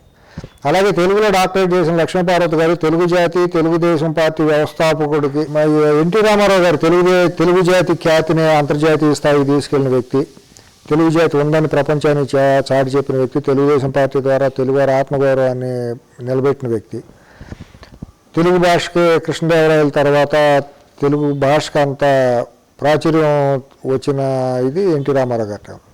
అటువంటి మహనీయునికి భారీగా చెప్పుకుంటా, సరే రాజకీయ వైరుధ్యాలు పక్కన పెడదాం, ఆవిడ చంద్రబాబు నాయుడు గారి మీద వాళ్ళ మీద ద్వేషం, కుటుంబ కలహాలు మనకు అనవసరం అనుకోండి. ఈవిడ డాక్టరేట్ చేసి నేను తెలుగు లిటరేచర్లో నాకు చాలా ప్రవేశం ఉందని చెప్పుకునే ఆవిడ ఒక తెలుగు అకాడమీకి చైర్మన్గా ఉండటం కోసం తెలుగు భాషను ఆ రకంగా హత్య చేయటం అనేది, వీళ్ళందరూ హంతకులే. తెలుగు తల్లి హంతకుల కిందకే వస్తారు వీళ్ళందరూ కూడా. తెలుగు భాష తెలుగు తల్లి అంతా ఒకటే కదా. వీళ్ళందరూ పదవే ముఖ్యం తప్పించి వీళ్ళకి తెలుగు భాష, తెలుగు తల్లి, తెలుగు సంస్కృతి అనేది వీళ్ళకి అవసరం లేదనేది తేటతెల్లం అయిపోయింది. వీళ్ళ పదవుల కోసమే వీళ్ళు ఇది తప్పించి వీళ్ళ ఆత్మవంచన చేసుకుంటున్నారు వాళ్ళు. అది ఎంతవరకు సమంజసం? ఈ పదవులు ఉంటాయి, పోతాయి. ఇవాళ చరిత్రలు ఎన్ని చూసిన వాళ్ళు మనం ఎన్టీ రామారావు కంటే గొప్ప వాళ్ళు ఏం కాదు కదా వీళ్ళు. ఎన్టీ రామారావు గారు చరిత్ర పురుషుడు. ఎంతోమంది చైర్మన్లు గారు, ఎంతోమంది రాజ్యసభ మన చరిత్ర చూసుకుంటే ఎంతోమంది గొప్ప గొప్ప వాళ్ళు కొమ్ములు తిరిగిన మహామహులే ఇదైపోయారు. గుర్రం జాషువా గారు రాస్తారు, ఇచ్చోటనే సత్కవీంద్రుని కలము ఇదేని. అట్లాగే అందరూ అది తెలుసుకుంటే చాలు. రేపేంటి, మనం ఏం చేస్తున్నాము, మన చరిత్రలు ఏ రకంగా మిగిలిపోతున్నాము. ఇప్పుడు వాళ్ళకి వచ్చిన గొప్ప గొప్ప అవార్డులు, ఆ అవార్డులకు వెన్ను తెచ్చే విధంగా వీళ్ళ ప్రవర్తన ఉంటే ఇంకా జాతిని కొనియాడుతుంది. ఎందుకంటే మా గొప్ప పదవులు పద్మభూషణ్ లాంటి అవార్డులు వచ్చినాయి. ఆయన డాక్టరేట్లు చేశారు, ఈవిడ కూడా డాక్టరేట్ చేశారు. ఒక ఎన్టీ రామారావు గారి భార్యగా ఆవిడకి ఒక స్థానం అనేది సమాజంలో దాని మూలనేది అంత వచ్చింది. ఆ స్థానం నిలబెట్టుకోవటం అనేది వాళ్ళ ఔన్నత్యానికి బాగుండేది. ఇవాళ అటువంటిగానే తెలుగు భాషను ఖూనీ చేస్తా అంటే వీళ్ళు కూడా ఒక కత్తి అందించడం, లేకపోతే ఆ హత్యలో వీళ్ళు కూడా ఒక భాగస్వాములుగా హంతకులుగా మిగిలిపోవటం అనేది శోచనీయం. ఇవాళ ప్రభుత్వ పాఠశాలల్లో ఆప్షన్ పెట్టండి, తెలుగు భాష ఇంగ్లీష్ మాధ్యమం పెట్టడం అంటే తప్పు, దాన్నే నేను పూర్తిగా వ్యతిరేకిస్తాను. సరే, ట్రాన్స్ఫార్మ్ అవుతున్న సమాజంలో ఇంగ్లీష్ కూడా పెడితే తప్పు ఏముంది అని అన్నప్పుడు పెట్టండి. పెట్టి ఎప్పుడు చేయాలి? అక్షరాభ్యాసం నుంచి 10వ తరగతి వరకు ప్రాథమికం నుంచి మాధ్యమిక స్థాయి వరకు ఉంటుంది కదా, ప్రైమరీ హై స్కూలు. అప్పటి వరకు ఎంతమంది స్కూల్లో టీచర్స్ ఉండాలి, ఇవాళ మనకి అవైలబిలిటీ ఎంతమంది ఉన్నారు, కొత్తగా టీచర్ ట్రైనింగ్ అయిన వాళ్ళు ఎంతమంది ఉన్నారు, వాళ్ళని తీసుకుని నిదానంగా ఫేజ్ వైజ్ మేనర్లో మార్చుకుంటూ వెళ్ళండి. చేపని అక్వేరియం నుంచి తీసి బయట అయితే చచ్చిపోతుంది. ఇవాళ అసలు టీచర్స్కే నీకు ఇంగ్లీష్ అక్షరమాలు ఏ నుంచి జెడ్ వరకు అక్షరాలు రాయటం రాదు. అటువంటి వాళ్ళని తీసుకొచ్చి నువ్వు రేపు ఇంగ్లీష్ నేర్పితే ఏమవుతుంది? ఇవాళే భారతదేశంలో రిజర్వేషన్ల మూలాన విద్యా వ్యవస్థ కొనారిల్లిపోయింది. ఇవాళ విద్యా వ్యవస్థలో స్టాండర్డ్స్ లేవు, రిజర్వేషన్స్ మూలాన. అది నెక్కచ్చిగా మాట్లాడగలిగిన అంశమే, దాంట్లో ఎటువంటి మొహమాటం లేదు. ఇవాళ రిజర్వేషన్ టీచింగ్ వ్యవస్థలో రిజర్వేషన్ అనేది చాలా దారుణం, సమాజాన్ని నిర్వీర్యం చేసేస్తాను. ఇవాళ భారతదేశంలో సమాజంలో జ్ఞానం అనేది పోవటానికి కారణం, తల్లివేరులాగా కోకటి వేలతో సహా కూలిపోవటానికి సమాజం కారణం ఏంటంటే రిజర్వేషన్లో, టీచింగ్లో కూడా రిజర్వేషన్ల ద్వారా టీచర్లు అవటమే. వాళ్ళు ఏది అక్షరం లేకపోయినా 12 మార్కులు వస్తున్నా లేదా ఫెయిల్ అయినా కూడా వాళ్ళకి టీచర్లుగా పెడుతున్నారు. వాళ్ళకి అక్షరాలు రావు, గుణింతాలు రావు, ఏమీ రావు.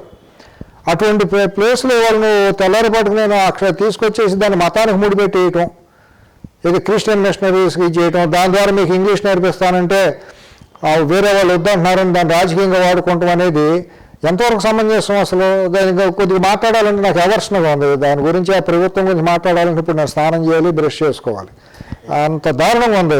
నేను ఒక తెలుగు భాషా ప్రేమికుడిగా, ఒక తెలుగు జాతి ప్రేమికుడిగా, నేను పార్టీలకు సంబంధం లేదు, నేనే పార్టీలకి ఒక అనుకూలం కాదు, వ్యతిరేకంగా మాట్లాడాల. ఒక తెలుగు జాతికి, తెలుగు సంస్కృతికి, తెలుగు భాషకి ఎవడే వ్యతిరేకం చేసినా వాడికి పూర్తిగా నేను ఒక హంతకుడిగానే చూస్తాను. వీళ్ళందరూ హంతకులే, పట్టపగలు. వీళ్ళందరి మీద 302 కేసు పెట్టాల్సిన అవసరం ఉంటుంది నిజంగా అది కనుక రాజ్యాంగం ఒప్పుకుంటే. భాషను వీళ్ళెవరండి మార్చేయడానికి? తెల్లారేపాటికి భాషను కొని చేయటం ఏంటండి? ఓ జీవోతో నువ్వు మొత్తం ఇంగ్లీష్ మీడియం పెట్టేస్తానంటావా? వచ్చి టీచర్స్కి ఎవరికైనా ఇంగ్లీష్ వచ్చేస్తారు? వాళ్ళు వచ్చి రేపు ఏం చదువుకుంటారు? తెలుగు పండిట్లు అందరూ ఏమవ్వాలి? కొన్ని లక్షల మంది తెలుగు పండిట్లు ఉన్నారు. తెలుగు పండిట్లుగా చదువుకున్న వాళ్ళు, తెలుగులో లిటరేచర్లో పిహెచ్డీలు చేసిన వాళ్ళు అందరూ ఉన్నారు. ఓరియంటల్ కాలేజ్ సంస్కృత పాఠశాలల్లో చదువుకున్న వాళ్ళు ఉన్నారు. ఇవాళ ప్రభుత్వం అనేది ఓరియంటల్ స్కూల్ లాంగ్వేజెస్ తెలుగు భాష అన్నింటినీ ప్రమోట్ చేయాలి, బతికించాలి. ఇప్పుడు కనుమరుగైపోతున్న అక్షరాలను కూడా మళ్ళీ క్రమంలోకి తీసుకురావాలి. ఇవాళ వర్ణ సంక్రమణ జరిగిపోయి అక్షర దోషాలతో ఇంగ్లీష్ మాధ్యమంలో చదువుకున్న వాళ్ళు తెలుగుని కూనీ చేసేస్తున్నారు. టీవీల్లో కూడా అట్టగే వచ్చింది పరిస్థితి. ఆ యాంకర్లు కూడా నాశనం చేసేస్తున్నారు. గత 15 ఏళ్ళగా తెలుగు ఛానల్స్లో వచ్చిన ఈ యాంకర్ల మూలం తెలుగు భాష సగం కూనీ అయిపోయింది. తర్వాత సినిమాల్లో వస్తున్న సంక్రమణ భాష ద్వారా సగం కూనీ అయిపోతుంది. ఇవాళ ప్రభుత్వం వచ్చి పూర్తిగా భాషను నాశనం చేస్తుంది. ఆ భాషను నాశనం చేసే దుర్మార్గమైన పాలకులకి ఇటువంటి వాళ్ళందరూ కూడా ఒత్తాసు పలకటం, సమర్థించడం అనేది వీళ్ళందరూ హంతకులే. తెలుగు భాషను, తెలుగు తల్లిని హత్య చేస్తున్నారు వీళ్ళందరూ హంతకులు, కానీ హంతకుల ముఠాగానే నేను అంట. ఇక్కడ ఇంకో వివాదం కూడా ఉంది, చూసుకోవాలి. ఇంగ్లీష్ భాష వల్ల క్రిస్టియన్ మత ప్రచారం జరుగుతుందనే ఒక వాదన ఉంది. దాన్ని ఎంతవరకు మనం నమ్మచ్చు? ఇవాళ అంతే కదా. ఇంగ్లీష్ అనేది ఎప్పుడు మొదలైందండి? ఇంగ్లీష్ భారతదేశంలోకి ఇంగ్లీష్ ఎప్పుడు వచ్చింది? మెకాలే అనేవాడు ద్వారా ఇంగ్లీష్ భాషను ప్రవేశపెట్టడం జరిగింది. మెకాలే టైంలో ఏం జరిగిందంటే మిషనరీస్ వచ్చేసేసి మత మార్పులు అనేది మొదలెట్టారు. మతం డైరెక్ట్గా వస్తే మారదు కాబట్టి ప్రలోభం ద్వారా మార్చాలని ఒక మాస్టర్ మైండ్తో వచ్చారు. దాన్ని ఏం చేశారు? అప్పుడు ప్రధానంగా ప్రసూతి కేంద్రాలు పెట్టారు హాస్పిటల్లో, తర్వాత స్కూల్స్ పెట్టారు.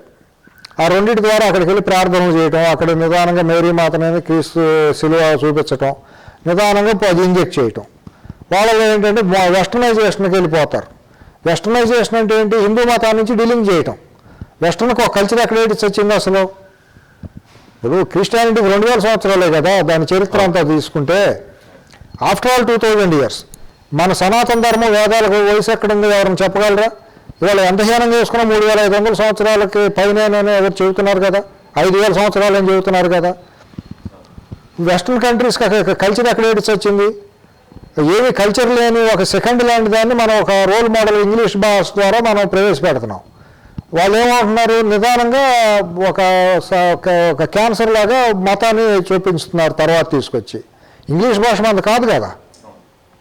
తప్పకుండా అది మెకాలే ద్వారా ఏర్పడినటువంటి మత మార్పిడి. ఇవాళ ఇటువంటి పాలకులు వచ్చినప్పుడు, ఆంధ్రప్రదేశ్లో కొత్తగా వైసీపీ లాంటి పాలకులు వచ్చినప్పుడు దాన్ని వాళ్ళకి ఒక ఊతం దొరుకుతుంది భాషను చంపేయటానికి, మన కల్చర్ని చంపేయటానికి. ఎవరైనా పాలకులు వచ్చినప్పుడు విఘ్నులైన వాళ్ళు, మనుషులైన నిజమైన మానవ జన్మ ఎత్తిన పాలకులు ఉంటే ఇక్కడ మన సంస్కృతి సంప్రదాయాలు ఏంటి, మన భాష ఏంటి, దాన్ని ఎట్టా మనం ప్రమోట్ చేయాలి, ఎట్టా నిలబెట్టాలి, ప్యారలల్గా దాన్ని కూడా మనం నేర్పాలి. పిల్లలకు ఆప్షన్ ఇవ్వండి, ప్రధానమైన భాష హిందీ తప్పకుండా ఉండాలి. హిందీ భాష మరి నేర్పాలి అన్నప్పుడు అది అమిత్ షా మీద అందరూ దాడి చేశారు కదా, హిందీ భాషను ఎట్టా రూపుతో దక్షిణ భారతదేశానికని. ఇవాళ ఇంగ్లీష్ భాషను పెడుతున్నప్పుడు మరి వాళ్ళు వీళ్ళు ఎట్టా ఒప్పుకుంటున్నారు భాషా ప్రేమికులు అందరూ? మరి భాషా ప్రేమికులుగా ఉద్యమం చేసిన లక్ష్మీప్రసాద్ గారు వాళ్ళు దాన్ని ఎట్టా ఒప్పుకుంటారు, లక్ష్మీభారతి గారు ఎట్టా ఒప్పుకుంటారు?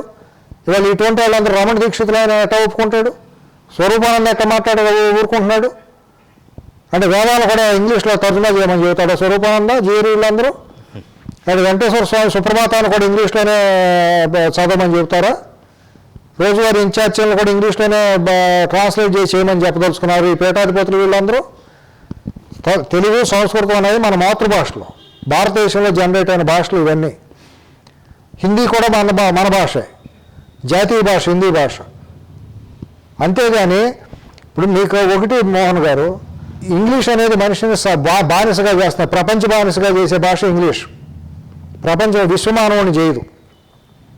ఒక విశ్వమానవుడిగా చేయాలంటే మాతృభాషలోనే మనిషి బుద్ధి పక్వత చెందాలి, మాతృభాషలోనే మొత్తం అన్ని చదువుకోవాలి. మనిషిని వికసింపజేసేది సంస్కృతం. మనం సంస్కృతాన్ని ఎప్పుడో పక్కన పెట్టేసాం. అసలు ప్రధానంగా భారతదేశంలో ఇవాళ ఏదైనా ప్రభుత్వాలు పోరాడాల్సింది ఏంటంటే సంస్కృత భాషను బతికించి సంస్కృతాన్ని మళ్ళీ మనం అందరం పిల్లలందరికీ నేర్పాలి అనేది ఒక ప్రధానమైన రావాలి. ఒక సంస్కృత భాష కనుక వస్తే మీకు దరిదాపు ఒక్కొక్క మనిషి 5 భాషలు అనర్గళంగా మాట్లాడగలడు. సంస్కృతం నుంచి జనరేట్ అయింది హిందీ లిపిగానే ఉండదు. సంస్కృత పదాలకి తెలుగు పదాలకి దరిదాపు 60-70% పోలికలు ఉంటాయి. మరాఠా కూడా అక్కడి నుంచి జనరేట్ అయింది. ఇటువంటి కన్నడ, ఇటువంటి అన్ని భాషల్లోనూ ఒక ప్రవేశం అనేది వస్తుంది. అటువంటి దాన్ని పోరాడాల్సింది పోయి పనికిమాలిన భాషను, ఒక ఇంగ్లీష్ భాషని ఒక సోమరిపోతులని ఒక బానిసలుగా మనకు వదిలిపోయిన అవశేషం, తెల్లవాడి ద్వారా వచ్చిన అవశేషాన్ని పట్టుకుని అది చదివితేనే వాళ్ళ జీవితం ఉంది, అది చదవకపోతే వాళ్ళ జీవితం లేదని చెప్పదలుచుకున్న ఈ పాలకులు ఎవరైతే ఉన్నారో, ఏ పార్టీ వాళ్ళైనా సరే, వీళ్ళు నిజంగా దేశద్రోహులు. ఇవాళ చైనా ఉంది, చైనా తప్పించి వాళ్ళు ఇంగ్లీష్ వచ్చా? వాళ్ళు అక్కడ టెక్నాలజీ అభివృద్ధి చెందలేదా? R&D అభివృద్ధి చెందలేదా? జపాన్లో భాష తప్పించి వేరే భాష వచ్చే వాళ్ళకి ఇవాళ ప్రపంచంలో మరి జపాన్ ఆదర్శంగా ఎట్లా ఉంది? ఇంగ్లీష్ వచ్చి ఉందా? మూర్ఖంగా మాట్లాడే ఈ అదవులకి చెప్పులతో కొట్టినా కూడా సిగ్గుసారం రాదు. ఇంగ్లీష్తోనే మనిషి పెరుగుతాడు, ఇంగ్లీష్ చదవకపోతే మనిషి నాశనం అయిపోతాడని ఏ పార్టీ వాడన్నా వాడిని చెప్పెట్టు కొట్టాలి. ఆ మనుషులు అన్నం తింటే వాళ్ళు కడుపు తినేదంతా అసిద్ధంతో సమానం. కొంతమంది మేధావుల వాదన ఏంటంటే బడుగు బలహీన వర్గాలు ఇంగ్లీష్ వల్ల బాగుపడతారు, వాళ్ళకి ఉద్యోగాలు వస్తాయని కొంత మేధావుల వాదనగా ఉంది. మేధావులు అంటే పారామీటర్స్ అంటే నాకు తెలియదు. ఈ ప్రతిమైన అడ్డమైన వాదకు ఒక మేధావు ట్యాగ్ లైన్ వేసేస్తున్నారు. ఈ మేధా సంపత్తి అంటే బహిరంగంగా చేర్చుకొస్తే నేను కూర్చుంటాను, నాలంటే నేనంటే నేను పుడుగును కాదు, నాలంటే చాలామంది ఉంటారు. ఇవాళ ఈ మేధావుల తనంలో వచ్చి కాషాయం కట్టిన ఈ దున్నపోతులు కూడా రమ్మని నేను చెప్పదలుచుకున్నా. వీళ్ళు కూడా తెలుగు జాతిని, తెలుగు సంస్కారాన్ని, హిందూ మతాన్ని, సనాతన ధర్మాన్ని ఎవరైతే అవహేళన చేస్తారో, ఎవరైతే కించపరిచే విధంగా, ఎవరైతే రూపుమాపే విధంగా తయారు చేస్తున్నారో ఈ అడ్డగాడికలు అందరినీ రావాలి చర్చలకి. నిలబడమని చూస్తాను. బహిరంగంగా రమ్మనండి, అమరావతిలో చర్చ పెట్టుకుందాం, విజయవాడ నగర వీధుల్లో పెట్టుకుందాం, రమ్మనండి, హైదరాబాద్లో రమ్మనండి, వీళ్ళందరితో నేను మాట్లాడతాను. ఏం మాట్లాడదలుచుకున్నారు వీళ్ళందరూ? వీళ్ళు కన్న తల్లిని కూడా దేనికైనా అమ్మేసే రకం వీళ్ళందరూ. ఇవాళ తెలుగు భాషను ఎట్లయితే అవహేళన చేసే విధంగా ఇంగ్లీష్ భాషను మోస్తూ ఇంగ్లీష్ భాషను సమర్థిస్తున్నారో, ఇవాళ ఇంగ్లీష్ భాషను సమర్థించే వాళ్ళందరూ తల్లిని కూడా అమ్ముకునే రకం వీళ్ళందరూ. కన్న తల్లిని కూడా అమ్ముకుంటారు వీళ్ళు దేనికైనా. అటువంటి నికృష్టులు వీళ్ళందరూ. ఇంకొక దౌర్భాగ్యమైన విషయం ఏంటంటే ఎమ్మెల్యేల చర్చిలోకి వెళ్ళిపోవటం. ఇప్పుడు సెక్యులర్ అనేవాళ్ళు మరి వీళ్ళందరూ చర్చిలోకి వెళ్ళిపోయి మీరు మతం ప్రచారం చేసుకోండి, మీకు మేము అండగా ఉంటామని చెప్పడం అనేది హౌ డేర్దే? ఏమనుకుంటున్నారు వాళ్ళు? ఇది హిందూ దేశం, హిందూ రాజ్యం. వాడు వచ్చి పరాయవాడిని నువ్వు మతం మార్చుకోమని చెబుతావా? వీళ్ళందరినీ అనర్హత వేటు వేయొద్దా? నేను బీజేపీని అడగదలుచుకున్న ఇటువంటి పనికిమాలిన వాళ్ళందరినీ కూడా నిర్దాక్షిణ్యంగా తీసి పారేయాలి, శాక్ చేసి పారేయాలి. వీళ్ళు భవిష్యత్తులో కూడా వీళ్ళ కుటుంబ సభ్యులు కూడా నిలబడటానికి వీలు లేకుండా.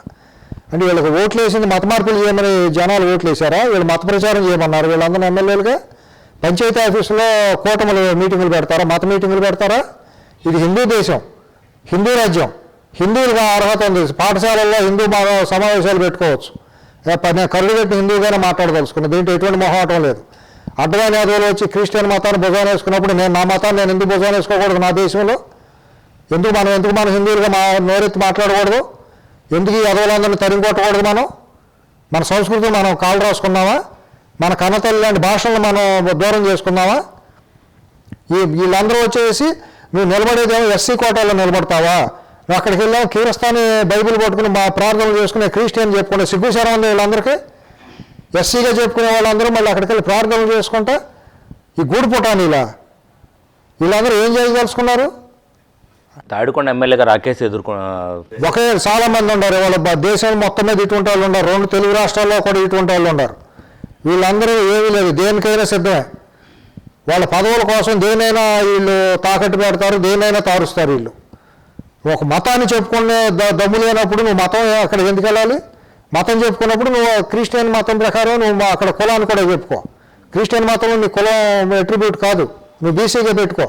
అక్కడికి వచ్చినప్పుడు ఎస్సీగా పెట్టుకుని ఇక్కడికి వచ్చినప్పుడు మతంలో పెట్టుకుని ఏం తమాషాలు చేస్తున్నారు వీళ్ళందరూ. హిందూ మతాన్ని హిందూ జాతిని అవహేళన చేయదలుచుకున్నారు. రమ్మని వీళ్ళు ఎస్సీ ఎస్టీ కేసులు పెట్టమని నేను చూసుకుంటాను.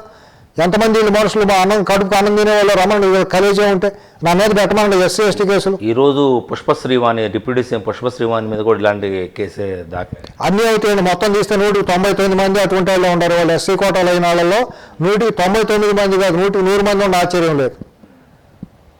90% గట్టిగా నిక్కచ్చిగా 90% మత మార్పులు జరిగిన వాళ్ళే ఉన్నారు. ఇవాళ మీకు ఇంకోటి కూడా చెబుతాను. ఇవాళ 151 మంది కూడా రేపు ముఖ్యమంత్రి కోసం మతం మారుతున్నాం దేహి అని కూడా వీళ్ళు కాళ్ళ మీద పడినా ఆశ్చర్యం లేదు. వీళ్ళు అటువంటి వెన్నెముక లేని వానపాములు అంటే వీళ్ళందరూ. వీళ్ళకి వ్యక్తిత్వం లేదు.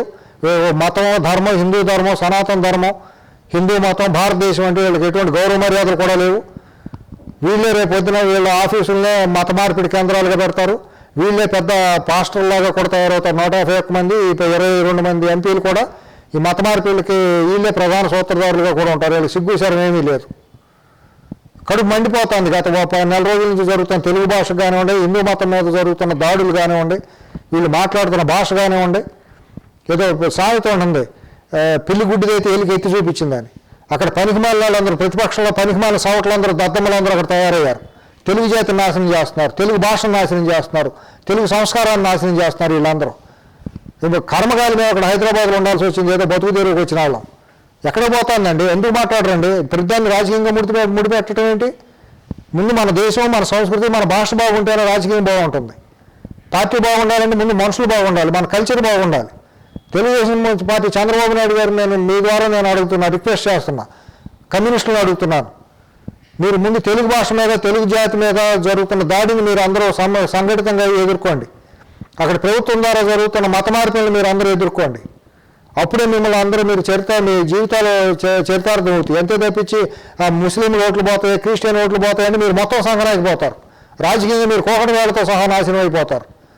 అది నేను చెప్పదలుచుకున్నాను. ఎందుకంటే ఒక జాతి 36 సంవత్సరాల చరిత్ర కలిగిన తెలుగు జాతి తెలుగుదేశం పార్టీ మనం పెట్టుకుంది తెలుగు అనే భాషతో పెట్టుకుని ఇవాళ తెలుగు భాష మీద దాడి జరుగుతా అంటే మనం మాట్లాడలేని నిస్సహాయ స్థితిలో ఉండి ఎవరో వాళ్ళిద్దరు పోతే వాళ్ళ గురించి మాట్లాడటం ఏంటండి చర్చ? అదే 2 ఎమ్మెల్యేలు లేదా 4 ఎంపీలు పోతే ఏమవుతుందండి?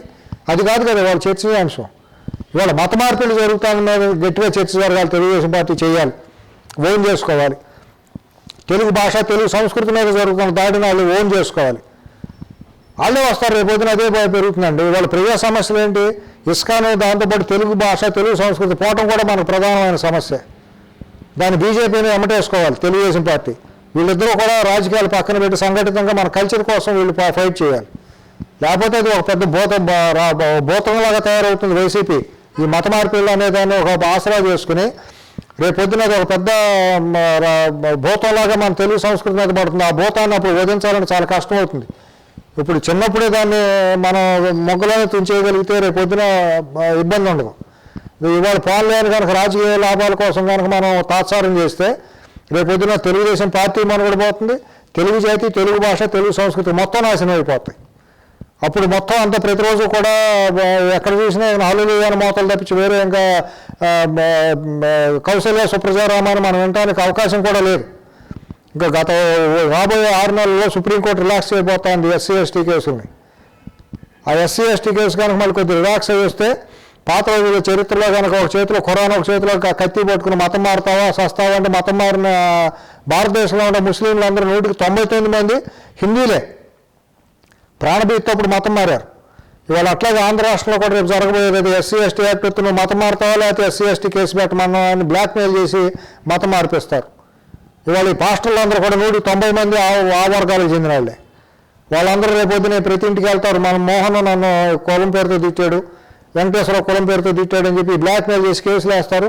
కేసులు తీయాలంటే మతం మారాలి, బైబిల్ పట్టుకోమంటారు. ఇది గమనించమని నేను తెలుగు జాతి మొత్తాన్ని హెచ్చరిస్తున్నా.